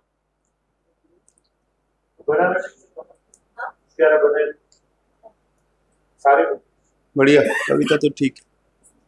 ऐसे और ऐसे कृतज्ञता पे हम वीडियो भी दिखा सकते हैं, अच्छे चित्र भी दिखा सकते हैं पहले समझाने के बस बाद। इतना ही है कि वो वीडियो हमको थोड़ा सावधानी के साथ चुनने पड़े। हाँ। क्योंकि सारा डिजिटल भ्रम की पराकाष्ठा है, मतलब सारे भ्रम का जो है ना निचोड़ उधर ही मिलता है।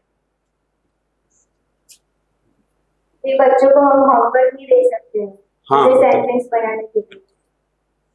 तो मूल बात क्या हो रही है कि आपका अब ये ध्यान जाएगा कि हम जो भी कर रहे हैं अपने विषय में पढ़ा रहे हैं, है ना। तो फिर से वही बात की जो हमने बोला था कि भाई एक तो जानकारी वाला भाग हो गया, अब हमको अभ्यास भी करा रहे हैं, पत्र लेखन का भी। हम भाषा पढ़ा रहे हैं तो उसमें भी हम वैल्यू को ही कंटेंट बना रहे हैं, उसी के पत्र लिखवा रहे हैं, उसी के बारे में चर्चा चल रही है। तो यही प्रक्रिया होगी मतलब काम करने की। तो होमवर्क भी इसी तरह का होगा, है ना। ठीक। एक घटना होगी जैसे कि भाई जी बहन जी साथ में जब गाड़ी में आते हैं और जब खाना खाने के लिए बैठते हैं, तब हम जो अपने मूल्य सिखाए हैं उस पर कोई घटना बने तो आपसे शेयर करें। खाना खाते वक्त जब वो ज्यादा खाना लेके आते हैं और बिगाड़ते हैं, तब जो समय हम उनके पास होते हैं तो हम भी बता सकते हैं कि खाना है तो ये खाना आप तक पहुंचा है, उस पर कितने लोगों की मेहनत है। और आप ऐसे बता सकते हो, तो इस तरह हम कृतज्ञता उनको समझा सकते हैं। और ये भाषा में एक्टिविटी भी हो सकती है। हाँ। लिखिए शुरू से लेके आखिरी तक वो सारे लोगों के नाम माने वो उसमें वर्तनी आप चेक कर ही लोगे, ठीक है ना। उसी में से किसी एक को मान लीजिए किसान को ही पत्र लिखना हो, है ना, कि भाई जिसने जो है, ठीक। या ऐसी कल्पना कीजिए कि आज से 1000 साल पहले कोई आदमी अचानक आपके पास आ गया है जिसने गेहूं के बारे में खोजा था। अब आप उसको क्या बोलोगे भाई, उसके प्रति भी कृतज्ञता प्रकट करोगे। तो ये सब हो ही सकता है, एक बार पता चल जाए तो आइडिया फिर आते ही रहते है ना। हाँ हाँ, वो तो अभी प्रक्रिया पता है, उस प्रक्रिया पता है, अपना कोई बड़ा रोल पता नहीं है, मतलब नहीं तो खेती कहाँ करते हैं फिर जाके ना। मतलब पता होना, जैसे वही पता होना कि गाड़ी कंप्यूटर कैसे चलता है, पर उसे चलाना क्यों है वो तो अलग बात है। किसान वो तो ठीक ही बात है। जब हम करेंगे तो कैसे करना है वो विचार आएंगे, क्योंकि हाँ। अभी तक हमने सोचा ही नहीं था इसके बारे में। सोचने लगे तो नए विचार आएंगे, बिल्कुल आएंगे। सब्जेक्ट क्या थे? 5 सब्जेक्ट आप क्या सब्जेक्ट का नाम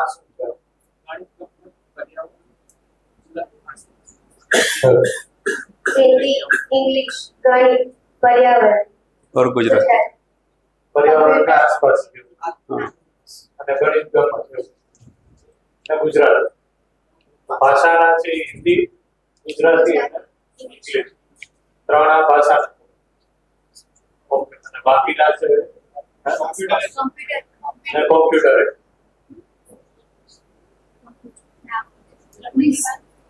हाँ चित्र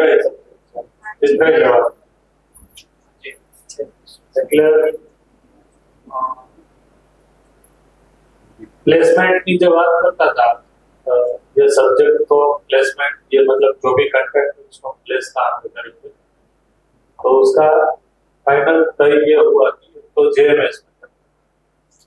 दूसरा है वो हर सब्जेक्ट में जहाँ पे पॉसिबिलिटी है वहाँ पे, और तीसरा है वो हर जगह जहाँ पे भी स्थिति परिस्थिति में लगता है वहाँ ऐसा। हाँ, और चौथा ये कि इसके लिए इसको एक लेसन प्लान भी बनाएंगे, और जैसे स्नेह पे 4-5 दिन वर्कशॉप हो रही है, उसके जरिए हम भाषा ही सिखा रहे हैं। मतलब जैसे हिंदी का टीचर सिखाएगा हिंदी, लेकिन अब वो कंटेंट के रूप में उसने स्नेह को ले लिया।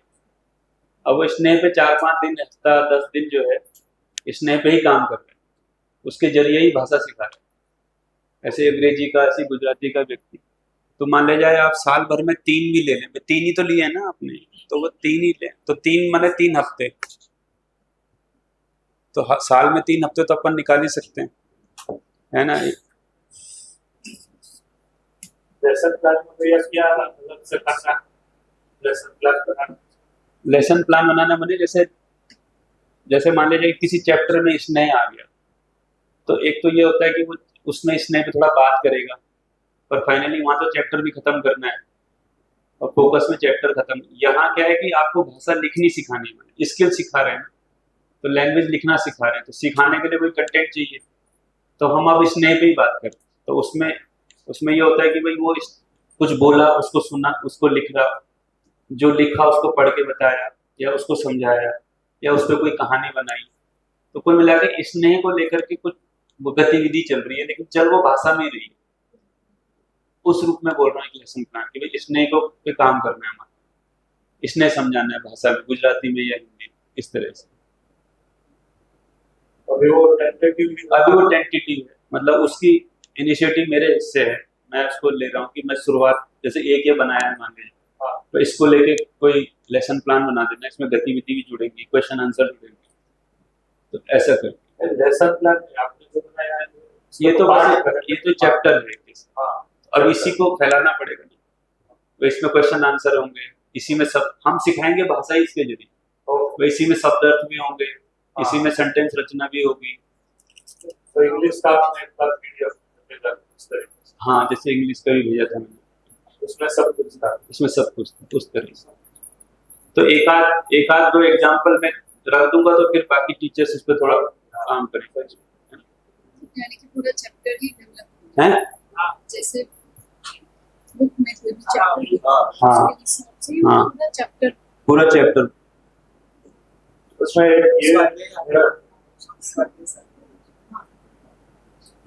मेरा ये ध्यान जा रहा है कि मान लो कोई भी स्टैंडर्ड में कोई भाषा का सब्जेक्ट है, इंग्लिश है या गुजराती, तो उसमें निश्चित मान लो कुछ हमने आउटकम तय किया, आउटकम रहता है कि ये इतना ग्रामर सिखाना है।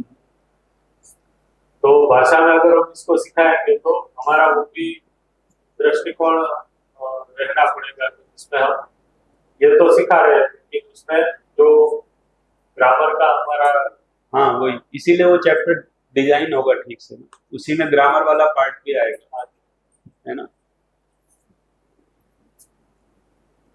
और कृतज्ञता का जो बात था ना, उसमें थोड़ा ये चर्चा करनी है कि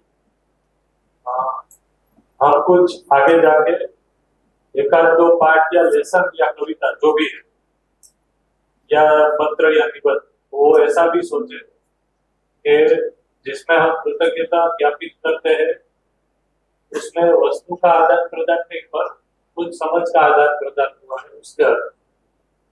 जैसे वो आपने कविता लिखी गुरु की कविता, तो वो उसका प्योरली है, वो समझ की बात।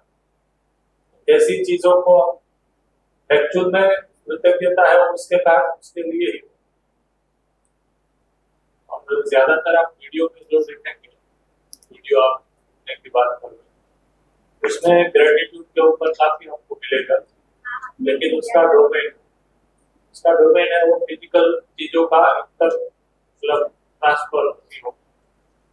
तो ये वाला बाकी है जो ज्ञान के अर्थ में, जागृति के अर्थ में जो भी मुझे सहाय मिली है, उसकी स्वीकृति और उसके कारण कृतज्ञता ज्ञापित करना। तो ऐसा है वो मम्मी के लिए, पापा के लिए, गुरु जी के लिए और शाला के लिए हम सोच सकते हैं। ये 4 चीजें आप नोट कर सकते हैं कि इसके ऊपर, कृतज्ञता के ऊपर हम लिख सकते हैं। वस्तु के रूप में तो हो ही, वहां से हम शुरू कर सकते हैं, लेकिन अल्टीमेटली कृतज्ञता है वो वस्तु के मिलने से नहीं है, वो वस्तु के पीछे हमारा भाव व्यक्ति को जागृति संपन्न समझदारी संपन्न बनाने की एक सीढ़ी के रूप में है, तो उसके कारण है वो हमारे अंदर कृतज्ञता, और वो कृतज्ञता मतलब ये लॉन्ग लास्टिंग कंटिन्यूअस। ज्यादातर जो हम एग्जाम्पल देखते हैं जो जहाँ पे हम फिजिकल चीजों का अप्लाई करते हैं, तो उसके लिए भी हम अभी बोलचाल की भाषा में कृतज्ञता को बोलते हैं, लेकिन वो लॉन्ग लास्टिंग नहीं रहती। आप देख, तो जिससे हमें समझने के अर्थ में या फिर जीवन में कोई परिमार्जन हो, शिफ्ट हो, उसके अर्थ में हमें जितना भी सहायता मिला वो पूरी जिंदगी याद रखना, ऐसा भी आप कुछ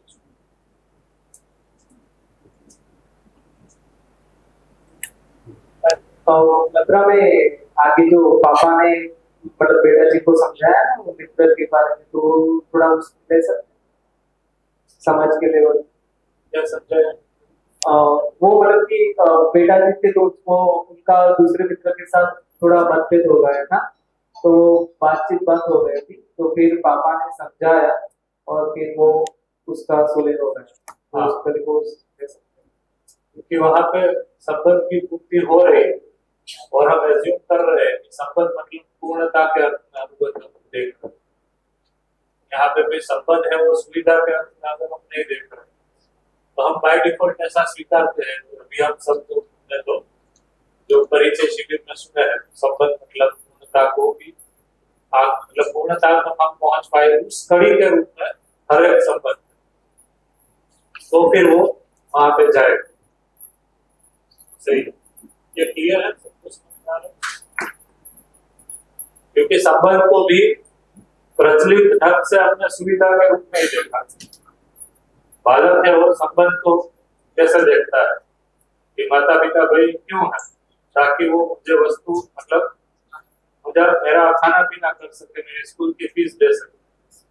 तो हम उससे आगे की चीज सोच रहे हैं टीचर के रूप में हमारे अंदर स्थिर हो, क्लियर। शुरुआत वहां से हो सकती है, लेकिन उससे निरंतरता के अर्थ में जो कृतज्ञता की व्याख्या है वो हमें अंदर हमारे अंदर नहीं है।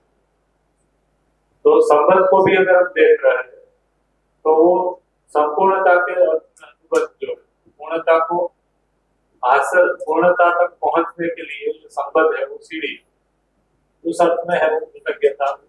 मतलब जैसे बच्चों को ये भी मतलब जैसे इस तरह से भी बता सकते हैं कि बच्चे को ये ध्यान दिलाना है कि एक दिन उसको ये समझ नहीं थी कि कैसे खाना है, अभी समझ मतलब उस लेवल की ना हो, पर उसको कुछ समझ आया है, वो चीजों को पहचानने लगा है ना। फिर किसी दिन उसको गणित समझ में नहीं आ रही थी, किसी ने उसे समझा दिया, फिर वो मित्रता वाला भाव किसी ने उसको समझा दिया, उसके मन में कोई सवाल था तो वो समझा दिया, है ना।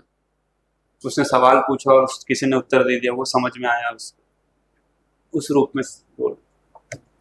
ठीक। और ऐसे तो हमें कृतज्ञता के आधार पर तो कृतज्ञता से जो हमें खुशी मिलती है वही पढ़ानी है ना, तब हम ऐसी कविता से पढ़ा सकते हैं कि हम भी यहाँ पर जो समझ के लेवल पर यहाँ पर आए हैं और यहाँ पर आने के लिए हमें जो भी हमारे गुरुजी माता पिता सभी ने हमारे लिए जो भी किया है उनको याद कर हम कृतज्ञता फील करते हैं और खुश होते हैं, तो खुशी हम उनको बता सकते हैं। ठीक है। तो अभी के जो मॉडर्न वर्ल्ड में भी खुशी के पैमाने के रूप में कृतज्ञता को व्यक्त करना ऐसा स्वीकारा गया। जब आप किसी के प्रति कृतज्ञता व्यक्त करते हैं तो आप अपने में कंप्लीट फील करते हैं, खुश फील करते हैं। तो ये हम ध्यान आकर्षण करवा सकते हैं। भैया के पाठ में आई थिंक वही था जो आपने पाठ कृतज्ञता।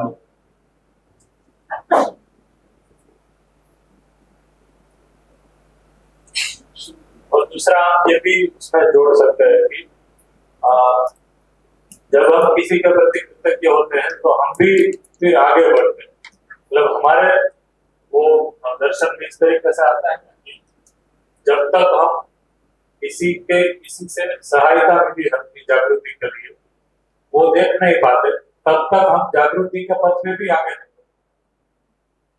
तो इस अर्थ में भी हम ये शेयर कर सकते हैं कि जब आप देख पाते हैं कि मेरी खाली खाना है वो कैसे आया, उन सारी कड़ियों को देख पाते हैं, तो हम और आगे बढ़ते हैं अपने जीवन में और बोलेंगे पूरा बढ़िया। आगे ये वाला ये जैसे कि कल अभी आपने बताया ना कृतज्ञता संबंधों की बात की, ऐसे हम प्रकृति से भी कनेक्ट कर सकते हैं। क्लास में या बैठे हो तो बेंच से पंखा है, ऐसे भी प्रकृति से भी कृतज्ञता व्यक्त करा सकते हैं बच्चों से। प्रकृति के साथ हमारे बच्चों का कक्षा 5 तक ज्यादा ध्यान चला जाए तो बहुत जरूरी है, क्योंकि थोड़ी संवेदनशीलता चाहिए भी हम प्रकृति के साथ, तो जहाँ पे भी अवकाश कर सकते हैं। दूसरा मैंने कहा कि येलो लाइन का जो गुजराती में लिखा है उसमें ये रिमार्क लिखा है, तो वो रिमार्क इसमें आप डाल देना कि यहाँ पे विद्यार्थी स्वयं लिखता हो, रचनात्मक થાય તે પર શિક્ષિકા ધ્યાન, તો જે પણ તમે ભાષા કરાવો તેમાં રચનાત્મકતા એની કેટલી સર્જનાત્મક। હા, એટલે એ હંમેશા જે હોમવર્કમાં લીધું છે ને એમાં લગભગ એ બધું આવી જાય છે, અને હોમવર્કનું પ્રોપરલી અમે ફોલોઅપ લઈ શકીએ એ પ્રમાણે મેં આયોજન કર્યું છે। અને ત્યારે આ સંબંધ જે મૂલ્યોની વાત કરું છું એ તો થશે તો ખરી, પણ જે બાળકોમાં કેટલી ગઈ ના આવી એના આધારે ખબર। પછી આગળ જે સંબંધ ચૂંકि ટોપિક મેં નેક્સ્ટ લીધો છે, પણ સંબંધ છે પહેલા આવશે, સંબંધના આધારે જ મૂલ્યોનો વિકાસ થશે। તો સંબંધ ઉપર મેં આ પ્રમાણે થોડું ડિટેલિંગ કરી દઉં કે સંબંધ આપણે કોને કહીશું એમ। તો એક સિમ્પલ ડેફિનેશન બાળકો માટે મેં આ રીતે લીધી કે જ્યાં આપણે એકબીજા સાથે જોડાયેલા તો છીએ અને અપેક્ષાઓ પણ છે એની સાથે આપણે અમુક ભાવો પણ નિશ્ચિત છે, તો એ પ્રમાણે સંબંધોને મેં આગળ થોડું ડિટેલિંગ કર્યું છે।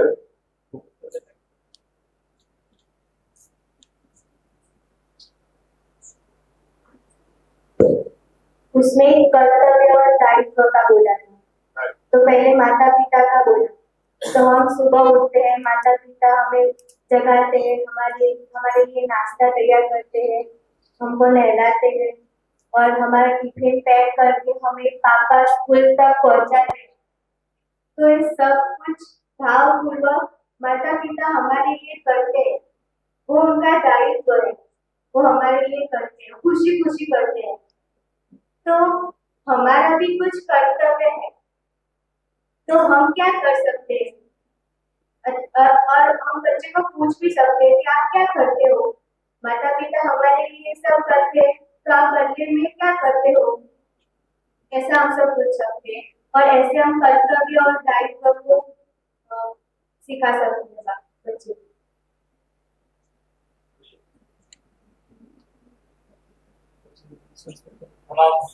કાલે વિચારતો હતો એટલે મને વચ્ચે તમારા માટે પણ બોલો છે આઈડિયા વિચાર આવ્યો। ઘણીવાર ધારો કે એવું થાય કે શરૂઆતમાં આપણે છે મૂલ્ય શિક્ષામાં ગયા છે વાંકો ही पढ़ा, तो कई बार बच्चा आपको पूछ लेगा कि पिताजी भी करते हैं, मेरा तो ये काम पिताजी करते हैं, तो इसमें ऐसा नहीं होना है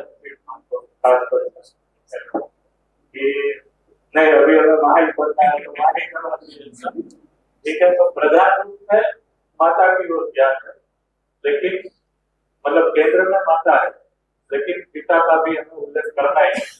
कक्षा जो ये जीवन है उसमें माँ के साथ पिता का उल्लेख है, फिर आगे जाके हम हाँ हाँ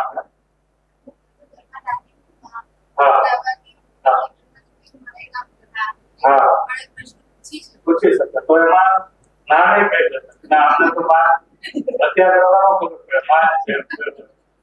माँ पिताजी सिलेबस में नहीं है।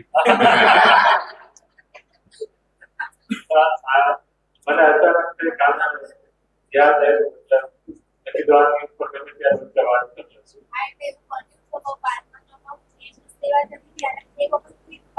કુકિંગ જમે તો તમે તમારે ઘરે જમવાનું પણ બનાવ્યું તો મોસ્ટ ઓફ મમ્મી તો હતી તો 4-5 વર્ષ પહેલા તો મારા દાદા બનાવ્યું જે આપણે ક્યારે વિચારી પણ ના હોય એટલે એમાં પણ જાણવામાં એકબીજા બાળકોને પણ ના દાદા પણ બનાવ્યું છે हाँ ठीक बात પણ આ ક્લોઝ સાચું સંબંધ એમાં તો ક્લોઝ સ્પેશિયલ આવવાની સંભાવના અરે એમાં પ્રિપેરેશન રાખી એટલે એટલા માટે શિક્ષક તરીકે આપણે બધી બાજુથી તૈયાર હશો તો એમાં એના નામ નથી પાડવું બરોબર તો આપણે એટલું જ કહેવાનું છે બરોબર કે ત્યારે દાદા છે એ માતાનું ગરજ સારા છે માતાની જગ્યાએ છે કે પિતા છે એ માતાની જગ્યાએ છે પણ એ વખતે મને પણ દાદાજી જમવાનું બનાવ્યું મમ્મી શું કામ કરે છે હા તો એ વખતે એમને ધ્યાન કઈ બદલાય છે મમ્મી પણ કામ કરે છે કામ કરો हाँ थैंक यू दादा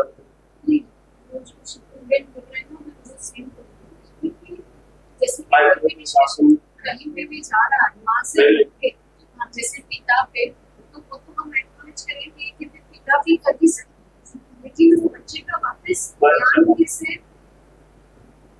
ध्यान कैसे बीजा पर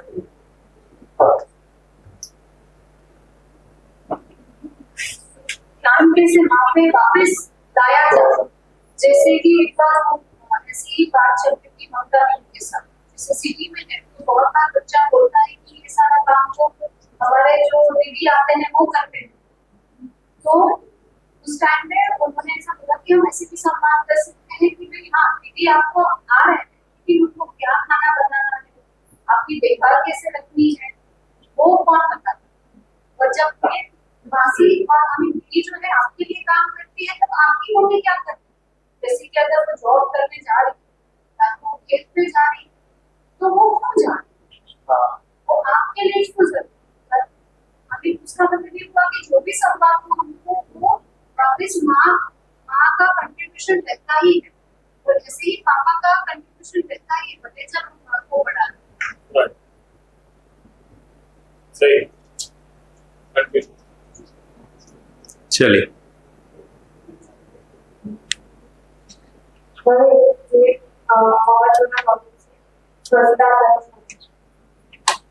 स्वच्छता की तरफ आकर्षण मन और शरीर की स्वच्छता की तरफ जो ऊपर तो संपर्क हुआ है मतलब कभी भाई एમાં क्या क्या संबंध है અત્યારે માતા પિતા એમાં છે ત્રણ સંબંધ છે પછી તમે એલાબોરેટ કરશો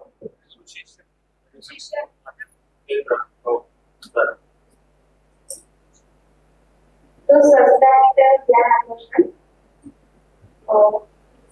उदाहरण के हम समाज दे सकते हैं स्वस्थ शब्द की पहचान है जैसे प्रसन्नता पूर्वक सिखाना खेलना पढ़ना लिखना अभिव्यक्त होना और उसके उस टॉपिक पर हम सवाल कर सकते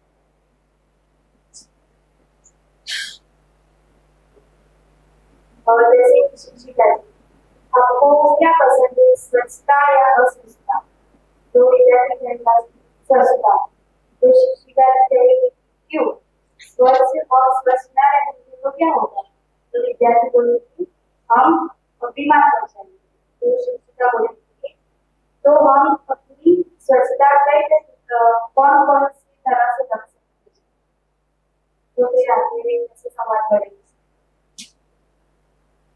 ये क्या है लिखा है प्रसन्नता पूर्वक अच्छा अच्छा ये स्वस्थ शरीर की वो है निशान तो इसलिए लिखा है कि हम बच्चों को स्वच्छता की तरफ उनका ध्यान आकर्षण करवा पाए जैसे कि आप कब प्रसन्न रहते हो खेलते वक्त आप प्रसन्न रहते हो तभी अच्छी तरह से पढ़ सकते हो अच्छी तरह से अभिव्यक्त हो पाते हो और ये सब करने के लिए क्या चाहिए हमें अच्छी खेलने के लिए पढ़ने के लिए अभिव्यक्त होने के लिए ठीक ठीक ठीक तो स्वच्छता बहुत जरूरी है ऐसे मन और शरीर दोनों तो ऐसे हम उनका ध्यान आकर्षण करवा सकते हैं और संवाद के आधार पर जैसे कि हम शिक्षिका जी बच्चे को पूछती है कि आपको स्वच्छता पसंद है या गंदगी, हम्म तो विद्यार्थी बताएगा कि स्वच्छता। शिक्षिका भी कहेगी क्यों, स्वच्छता ना हो तो क्या होता है, बीमार तब बच्चा बोलता है कि बीमार पड़ते हैं हम। तो शिक्षिका जी बताएगी तो हम अपनी स्वच्छता कैसे रख सकते हैं, और ऐसे हम संवाद के आधार पर उन स्वयं की स्वच्छता, फिर वर्गखंड में, स्कूल की, घर की, ऐसे आगे हमने लिखा है कि शाला में कैसे रख सकते हैं, स्वयं में कैसे रख सकते हैं, ठीक ठीक ठीक और ऐसे संवाद के आधार पर हम बच्चों को पढ़ा सकते हैं। ठीक ठीक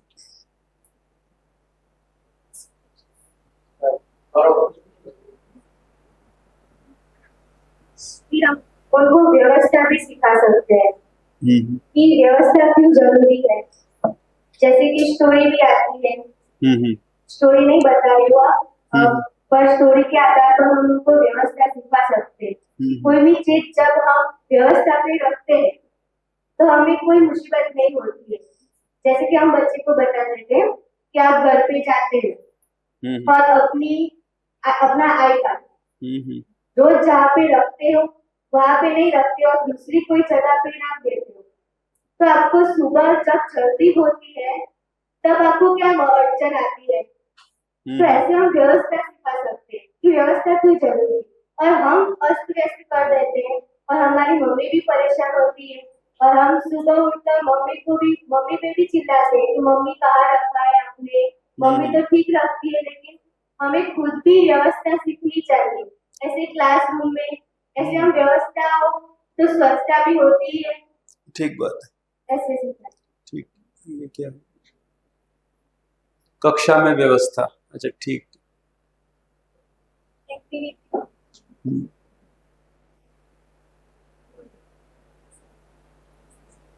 और कोई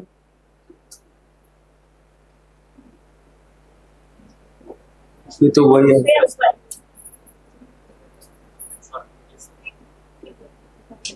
ये नीचे ये बस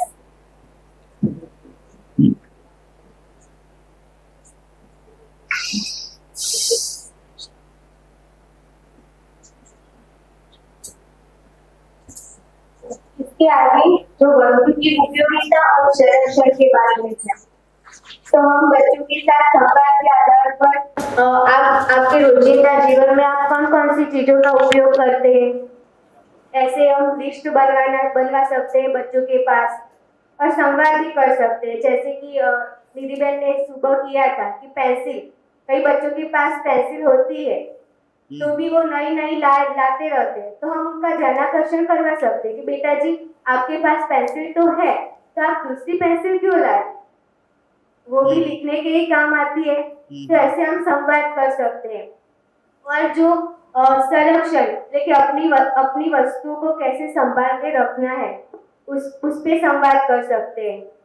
और जो वस्तु का सदुपयोग, उसके आधार पर हम एक्टिविटी रख सकते हैं।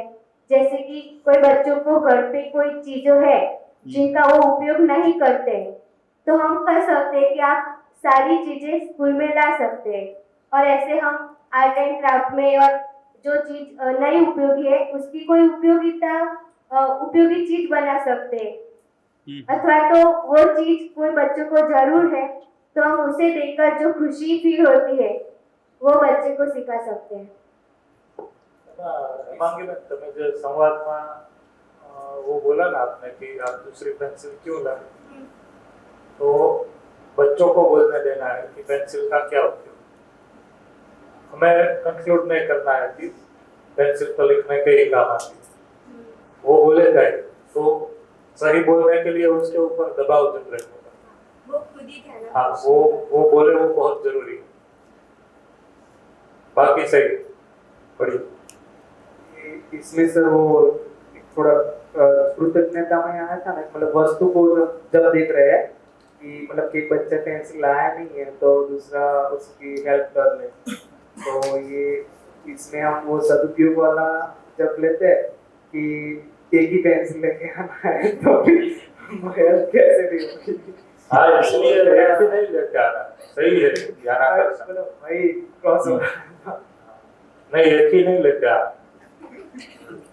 क्योंकि छोटे बच्चों में तो ऐसा भी होता है कि एक ही लेके आया है और मान लो दूसरे को नहीं चाहिए लेकिन घूम गए उसकी, तो फिर क्या करें। तो हमें हमेशा, इसीलिए वो समृद्धि वाला जब मैंने समझाया ना था मानव लक्ष में समाधान समृद्धि, तो समृद्धि मतलब मेरी जितनी आवश्यकता है उससे ज्यादा या कुछ प्रतिशत ज्यादा, वो तय कैसे मैं करूंगा कि मेरी सामाजिकता का निर्वाह का फैलाव क्या है। बच्चों के हम नहीं बोलेंगे, हमें समझना भाई जगदीश भाई के घर पे है वो 10 लोग हैं वो बैठने आते हैं, तो घर में है वो 1 लीटर दूध से तो नहीं चलेगा ना, वो जगदीश भाई को पता है कि कितने लीटर लाना। तो ऐसा कोई अमरूद में नहीं दे सकता कि सब लोगों को 2 लीटर दूध लाना है। तो आपके घर 10 आ रहे तो आपको 3 लीटर भी जरूरत पड़ेगी। तो हमें हर एक बच्चों को एक उसके लिए लिखने के लिए और एक एक्स्ट्रा, ताकि कोई भाई की बहन जी को कभी सहयोग करने की जरूरत पड़े तो हम कर पाए। यहाँ पे बच्चे जो देखा देखी करते हैं, देखा देखी करते मार्केट में कोई नया रबर तो अलग अलग रबर आते, तो ये बहुत सही। इससे ज्यादा एकता करते हैं और बच्चे घर जाकर जीत करते हैं, तो वो ना करो। तो उसके लिए ये सब का सब उपयोग कर सकते। तो आपने जो पेंसिल वाला एग्जाम्पल दिया है जो कहा, ये बहुत ही जरूरी है कि बच्चे की सारी स्टेशनरी आइटम में इतना वेराइटी और पूरा कंज्यूमरिज्म के कारण उपभोक्ता बड़ा हुआ है कि हमें इतना ये हैमरिंग करना पड़ेगा। और हम सफल तब होंगे कि बच्चा है वो पूरे साल कोई कंपास बॉक्स चेंज ना करे या 2 साल 3 साल तक उसका कंपास चलता है।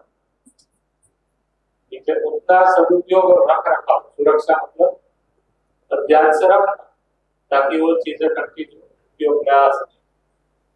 तो इस हिसाब से सोचना पड़ेगा, वरना तो बच्चा है वो बाहर जाएगा तो कुछ ना कुछ लेगा, तो लेके आता है तो हमें ध्यान आकर्षण करवाना इसका क्या उपयोग है, ये तो हमारे पास ना है। ऐसा हुआ था मेरे पार्टी कक्षा में गई थी, तो बच्चे के पास कोई किसी के पास 2 रुपए की पेन थी या 50 रुपए की पेन, तो मैंने पूछा किसके अक्षर बच्चे आते, तो एक बार ऐसा हुआ कि मैंने इस बच्चे को पूछा कि आपके अक्षर इतने गंदे क्यों है, तो उसने पूछा कि मेरे पास 2 रुपए वाली पेन है। मुझे लगा ऐसा तो होता नहीं है, तो मैं सभी के पास से 2 रुपए वाली, 3 रुपए वाली, 5 वाली, 10 जितने भी पैसे वाली थी सभी रुपए लिखते थे, और मैंने बताया कि सभी से आप लिख सकते हो, सभी में एक शब्द लिखा है और बताया कि इसका मूल्य ऐसा है और किस पेन से अक्षर अच्छे आए, और इससे हमें इसका कैसा उपयोग करना चाहिए। और ये पैसे 50 रुपए वाली पेन खरीदते हैं तो पैसे कहाँ से आते हैं, हम संबंध में भी जोड़ सकते हैं। सही, बिल्कुल बढ़िया। एक हम ऐसा मतलब एक्टिविटी करवा सकते हैं कभी किसी को लगे तो, या शाला के लेवल पे ही जैसा प्रमोट करेंगे हम रिफिलेबल पेन ही, इसकी रिफिल वन टाइम यूज वाली जो प्लास्टिक की आती है उसके जगह इसकी रिफिल आसानी से मिलती है, वैसे तो बाजार में गाय भी नहीं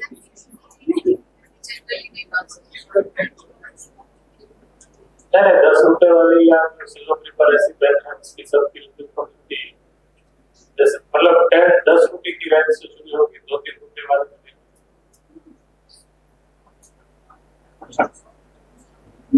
चल आगे चल।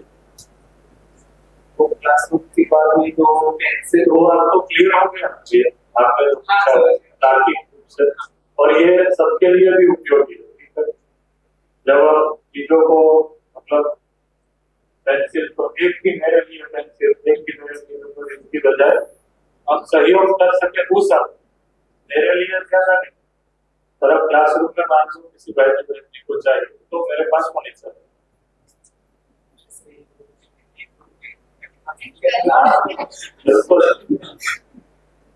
तभी तो समृद्धि का भाव है। नहीं उसमें तो क्या होता है, बच्चे एक को ज्यादा काम करते तो बाद में कचरा भी नहीं करते। उसको ठीक करना पड़ेगा।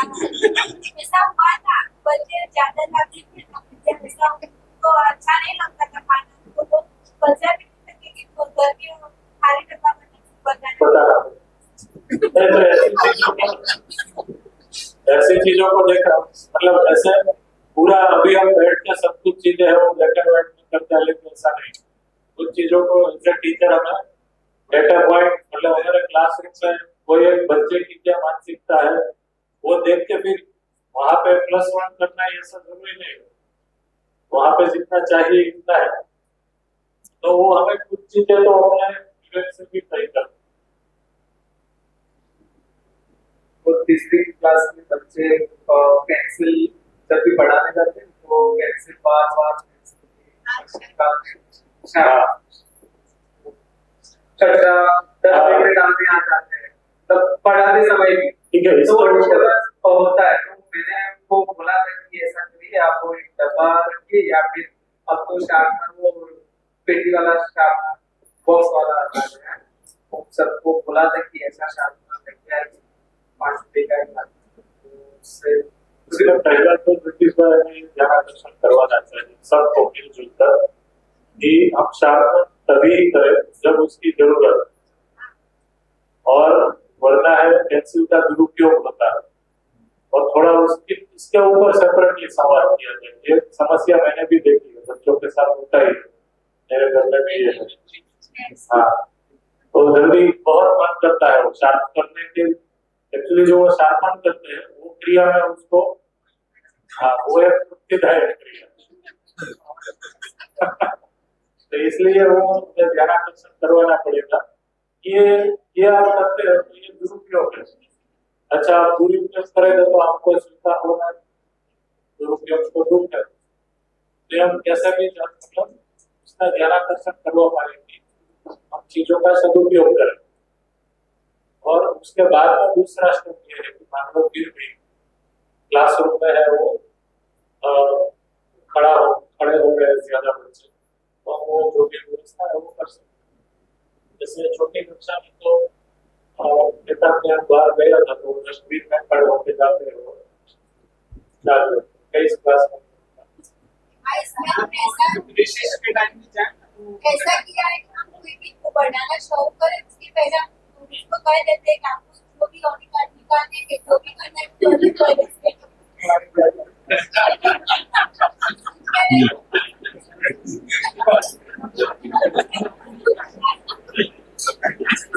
और ये देखो कितनी छोटी छोटी बात है, और इसको हमें ध्यान दिलाना बच्चों को।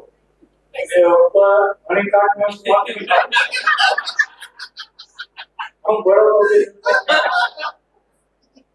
ये वस्तु का दुरुपयोग है, और दुरुपयोग करते हैं तो दुखी होते हैं सब।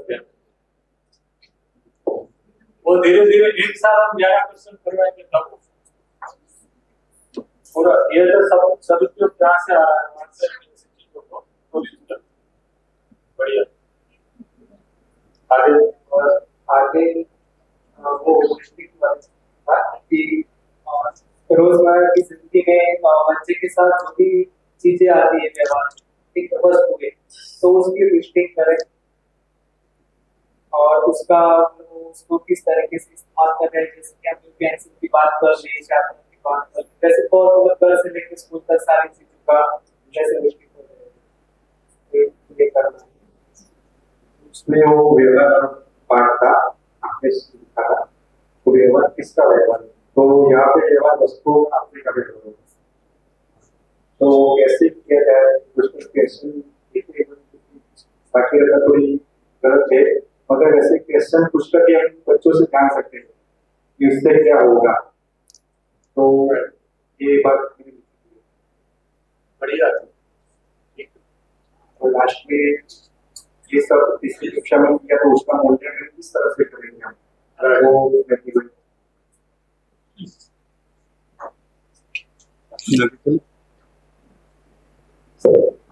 मूल्यांकन तो आखिरी में तो पाठ्य सामग्री की जो व्यवस्था है वही हमने पहले रखा है। बच्चे का जो वही प्रश्न सबसे ज्यादा है पाठ्य सामग्री कि नोट या कुछ बुक है तो उसके पेज ऐसे मुड़ जाते हैं। तो उसका एक पॉइंट लिखा था, और जो यहाँ पे लिखा था कि किसी बच्चे ने अच्छा किया है, किसी ने एवरेज किया है, और किसी ने बहुत अच्छा करता है। तो उसका एग्जाम्पल भी हम देते हैं कि देखो भाई, इसकी नोटबुक है और आपकी नोटबुक है। तो मैंने तीसरे में तो शायद एक बच्चा था, वो टेस्ट में 20 में से 20 मार्क्स लाया, और उसकी एक भी सब्जेक्ट की नोट ही तो मैंने कहा तू पढ़ता कहाँ से, क्या आता है? जब भी जाओ कुछ लिखा हो ना, तो वो दूसरी नोट पे लिखा है। और पेरेंट्स आए थे उसके वाले मीटिंग में, तो कि उसके पास हर विषय की नोट है, पर वो लिखता कहीं किसी का किसी में लिख देता और किसी का किसी में लिख देता। तो मैं हर रोज उस पे जाता हूँ, बेटा कौन सा नोटबुक कौन सी निकाली हुई, तो हर बार चेक करता। तो थोड़ा थोड़ा शायद अगर स्टैंडर्ड फॉर्म में आएगा तो वो हो जाएगा। तो उससे ये सदुपयोग वाली बात भी आ गई कि आपका कंपास बॉक्स है, रबर, पेंसिल, जो भी सामग्री है, उसको आप किस तरह से यूज करते हैं, कि आपके पास है और देखा देखी में ज्यादा आ रहा है कुछ ऐसा। और मूल्यांकन दूसरा था स्वच्छ कपड़े पहने हुए, स्नान किए हुए। इसमें ना ये काम कर सकते हैं, सब लोग ऐसा करना चाहिए। अगर आपको किसी बच्चे के बारे में मालूम है कि इसके पास ये कंपास है, वो सही है, रेगुलर लेक्चर लेते हैं तो पता ही रहता है, और वो नया लेके आता है, तो हमें थोड़ा समझ करके जानना है कि क्यों लेके आए, और जरूरत नहीं है तो हमें मतलब डिस्करेज करना है चीजों कि आपके पास तो था ही, तो आप ये ना लेके आते तो आप ज्यादा अच्छे बच्चे होते, आपके लिए वो ज्यादा अच्छा होता, फिर मतलब आप मेरे उस तरीके से अगर उसको, क्योंकि आवश्यकता के बिना कोई लेके आता है तो उसको जैसे धीरे धीरे वो 50 रुपए वाली पेन लेके आया था। हाँ नहीं, डिस्कशन में हम समझदार वाला शब्द, समझदार वाला शब्द रिपीटेडली यूज कर सकते। हाँ, मतलब आप समझदार है तो आपको ये नहीं करना है।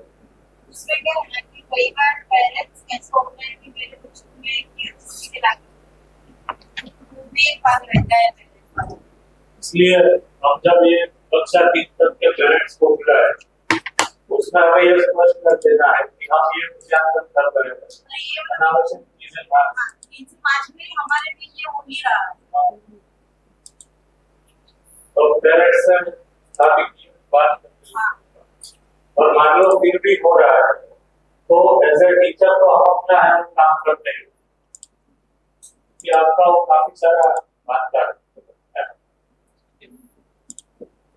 रहता है क्योंकि स्टैंडर्ड बोर्ड का एग्जाम्पल है, जब मैं शायद कुछ मैरिज वगैरह में जाना, तो उस दिन मैं पूरे नए कपड़े और नए शूज वगैरह पहन के आया।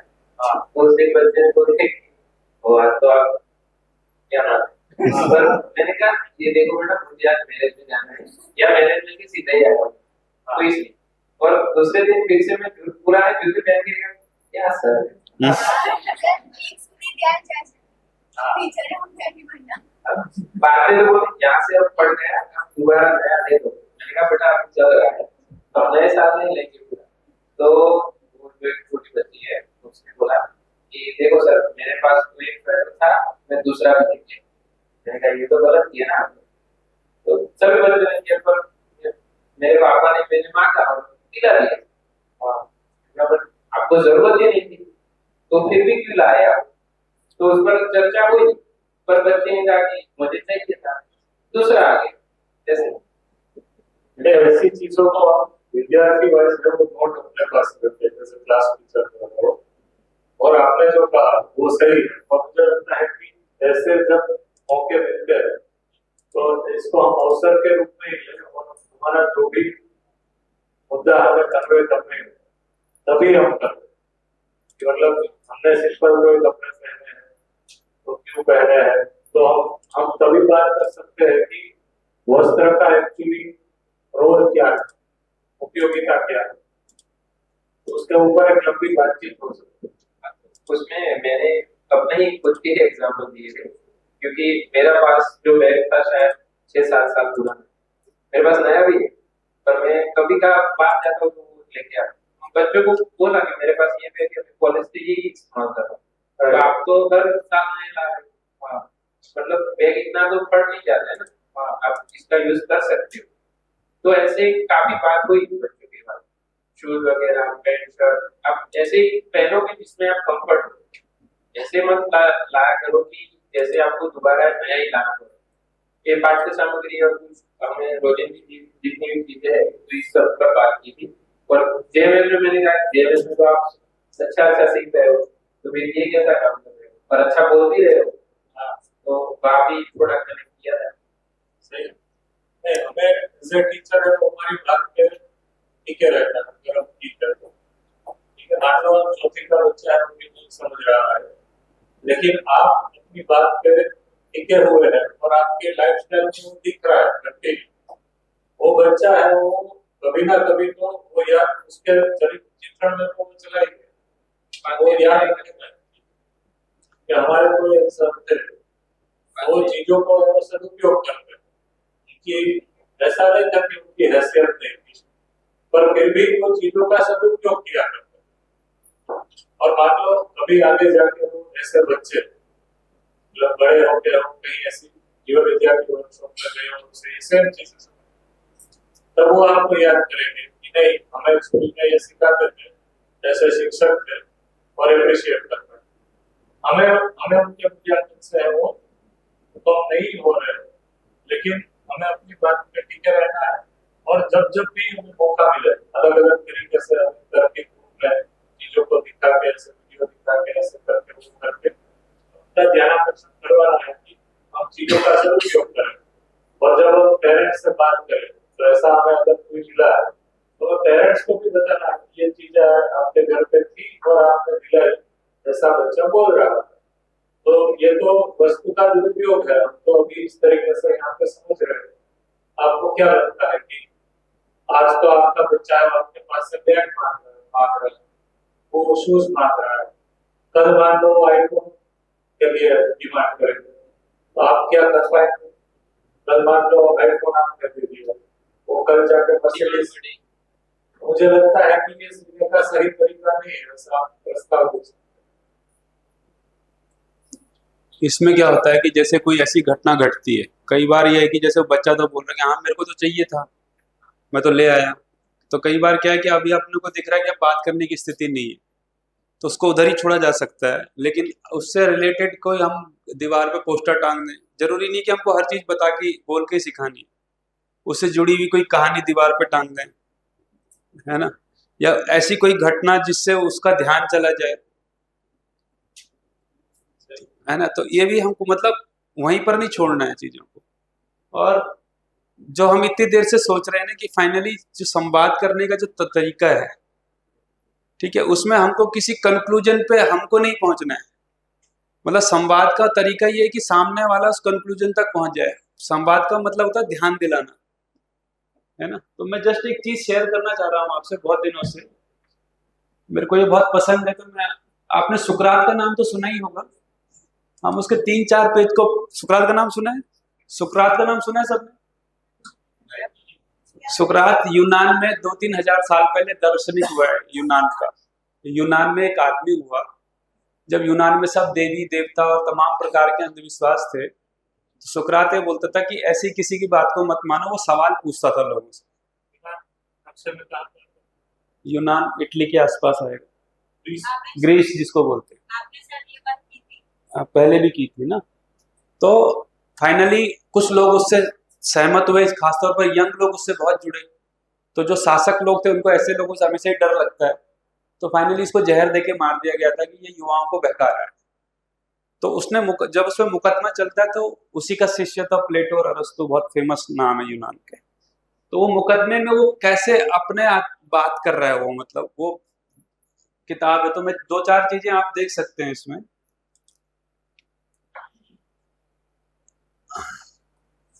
ये पढ़ने में आ रहा है।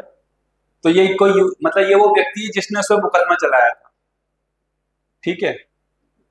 तो क्या कहते हैं, ये नहीं, सॉरी स्क्रीन बड़ी नहीं हो रही है ये। अच्छा, हो रही, इतनी बड़ी हो रही कंट्रोल प्लस है हैं? कंट्रोल नहीं, ये मैंने सीधा वेबसाइट ही खोली हुई है ना, तो ये इतना ही हो रहा है बस। चलिए, ब्राउज़र से स्क्रॉल करेंगे तो हाँ।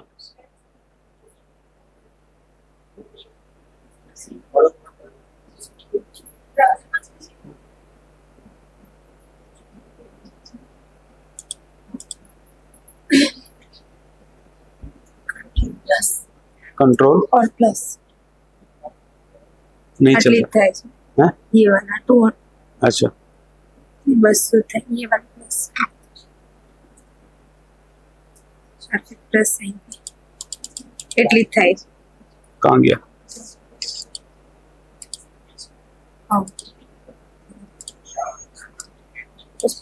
नहीं, गड़बड़ हो ये वाला नहीं गया। इसको मैंने ऑनलाइन खोला था एक्चुअल में, नहीं। ये आपको हाँ, मैं आपको कंट्रोल माइनस बनाइए।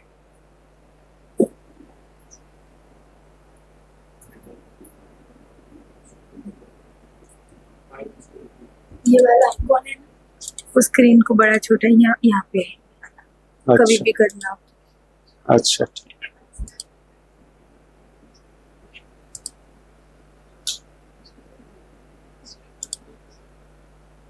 हमारा तक तो बात करेंगे जब मूल्यांकन का सवाल हमने स्टार्ट तो करेंगे ना तीसरी कक्षा में सब कुछ सब कुछ बात तो बस स्टार्ट करेंगे तो कैसा सवाल रहेगा सब वही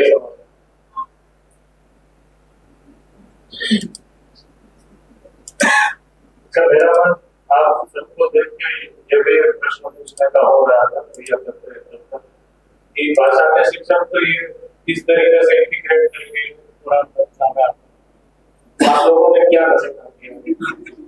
ईवीएस में तो आता है क्या? ईवीएस में तो आता है।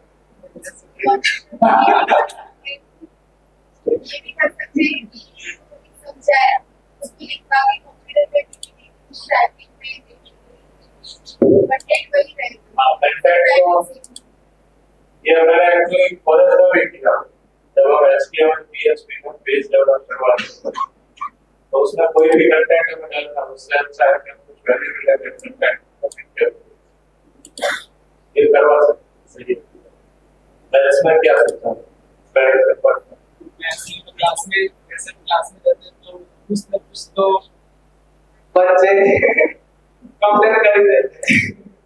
तो उस तरह कुछ टाइप जो भी उनको देना है संवाद में तो वो तो उस तरीके से हो पाएगा।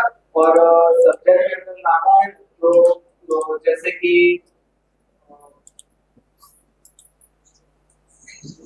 चलिए, ये नहीं मिल रहा है ठीक से, तो कुल मिला के संवाद का तो आप निचोड़ बता देना तो यार हाँ, निचोड़ इतना ही है कि उस पे यह आरोप लगाया जाता है कि भाई वो देवी देवताओं के संबंध में लोगों को बहका रहा है, ठीक है, और लोग बहक रहे हैं। तो वो उनसे सवाल पूछता है कि ये बताओ कि देवी देवता ज्यादा शक्तिशाली है कि मैं ज्यादा शक्तिशाली हूँ? तो जो उसका मुकदमा चलाता है कि निश्चित ही तुम तो कम शक्तिशाली है, देवता शक्तिशाली है। तो बोला अगर देवता शक्तिशाली है और मैं उनके बारे में बहका दे रहा हूँ तो इसका मतलब मैं ज्यादा शक्तिशाली हुआ। तो बोला तुम शक्तिशाली तो नहीं हुए। तो बोला तुम मुकदमा तो इसी बात का चला रहे हो, ठीक, कि मैं शक्तिशाली हूँ। अच्छा, तुम ये बताओ कि ये जो लोग हैं, है ना, जो मेरे बोलने पे आ रहे हैं, ठीक है, तो क्या ये लोग पागल हैं? बोला नहीं, पागल तो नहीं है। या मिट्टी खाते हैं, पत्थर खाते हैं कि नहीं? तो इसका मतलब समझदार किसको बोलते हैं? कि भाई जो खाना पीना खाता है या जो सामान्य से काम करता है। तो अगर वो समझदार है तो फिर वो मेरे बहकने में कैसे आ रहे हैं? तो इस तरह से मतलब वो फाइनली, अब हालांकि उसको देते तो जहर ही है, लेकिन वो सामने वाले के मुंह से कहलवा देता है कि, तो एक्चुअल में उसका लोगों से बात करने का तरीका ये था कि वो लोगों को ये नहीं बताता था कि तुम गलत कर रहे हो। वो लोगों से पूछता था कि तुम ये ऐसा कर रहे हो तो ये क्यों कर रहे हो? तो वो बताता था कि ऐसा कर रहे हो। तो अच्छा, इसका मतलब तुम ये बोल रहे हो। तो फिर वो कुछ और बोलता था। तो फाइनली वो तार्किक रूप से बताता था कि तू गलत सोच रहा है। तो संवाद में मतलब बच्चों के साथ तो और भी सावधानी से बात करनी पड़ती है, उसको हम कंक्लूजन पे नहीं पहुंच सकते। चलिए आगे, और है इसमें कुछ? ये है ना,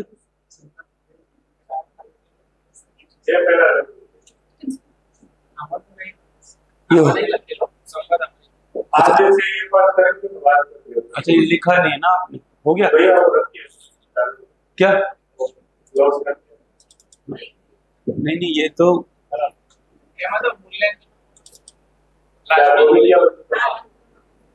सब टॉपिक લખેલા છે આ બધી વસ્તુ બાળક ધ્યાનમાં રાખે છે કે નહીં રાખે ये પોતાની વસ્તુનો ઉપયોગ પાઠ્યપુસ્તક નિયમિત લાવવા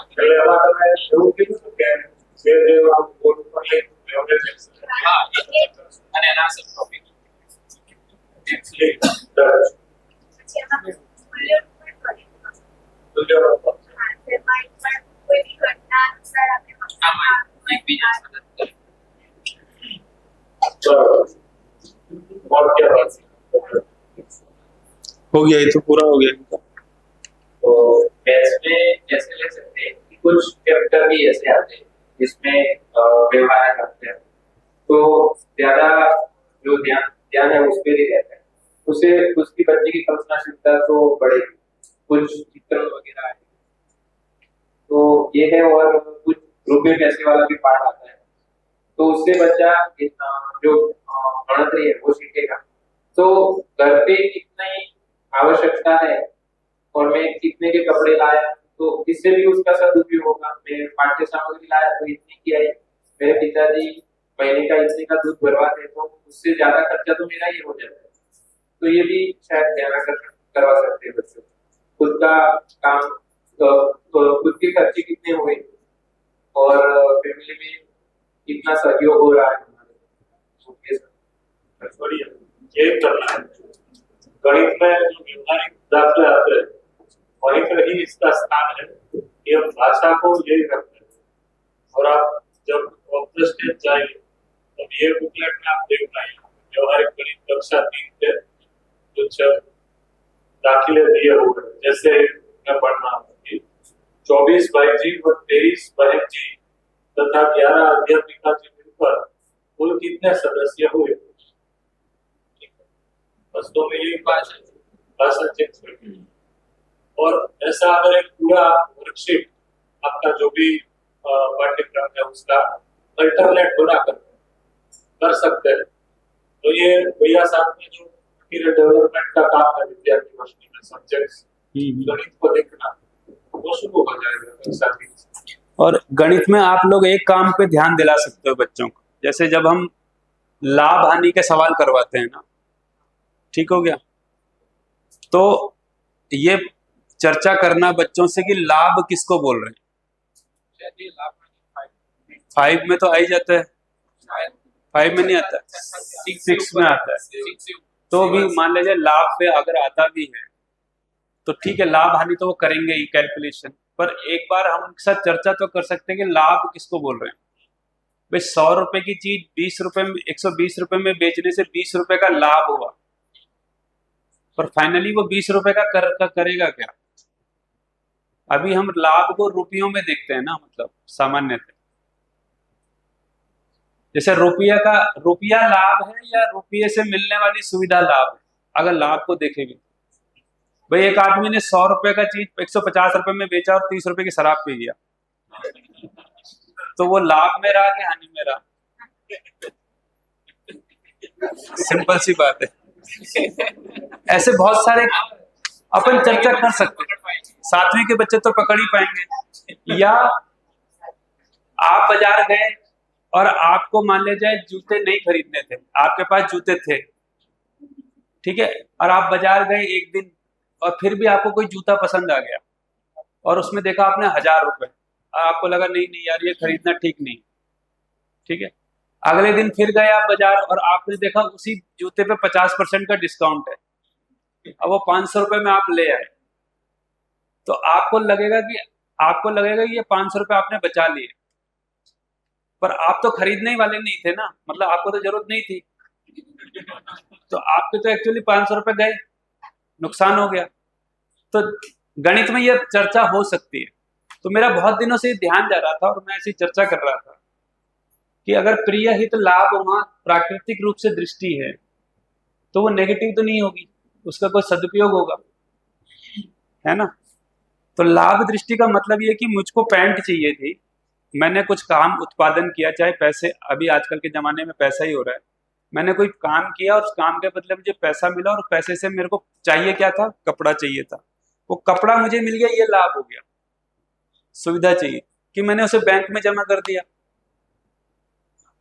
तो सामान मतलब सुविधा मिलना लाभ है कि कहीं रुपए की संख्या बढ़ना लाभ है। अभी जो गणित में लाभ पढ़ा रहे हैं वो बस इतना पढ़ा रहे हैं कि ज्यादा देके कम देके ज्यादा ले लिया, है ना। और मान ले जाए मेरा दोस्त है और मेरे दोस्त को मेरे किसी सामान की बहुत जरूरत है, ऐसा भी कई बार होता है, और मैं किसी चीज को 100 रुपए में लाया और मेरे दोस्त ने कहा कि मुझे बहुत जरूरत है और मैं तू तो अभी 50 रुपए में मेरे को दे दे, मेरे पास 50 ही पर जरूरत मुझे ज्यादा है, और मैंने दे दिया, तो अभी इसे हानि माना जाए कि नहीं माना जाए? भले गणित में वो हानि दिखेगी। तो ऐसे लाभ हानि पे थोड़ा चर्चा कर सकते हैं।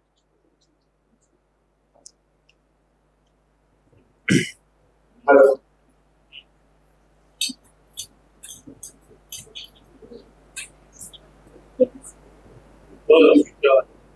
ठीक हो गया। कल का क्या प्रोग्राम है? कल किसी और को करना है या कल कुछ और शुरू करें जो मैं सोच के आया था? कल कोई और ग्रुप है जिसकी प्रस्तुति होनी है? 6 से 8 वालों की कुछ है, कुछ किया हुआ है? अच्छा, तो टॉपिक ही डिस्कस कर लेंगे थोड़ा देर के लिए, ठीक है। कर तो लेते हैं, जो आप लोगों ने लिखा है उसको तो डिस्कस कर ही लेते हैं। 9-10 में भी कुछ हुआ है? चलो ठीक है, कोई बात।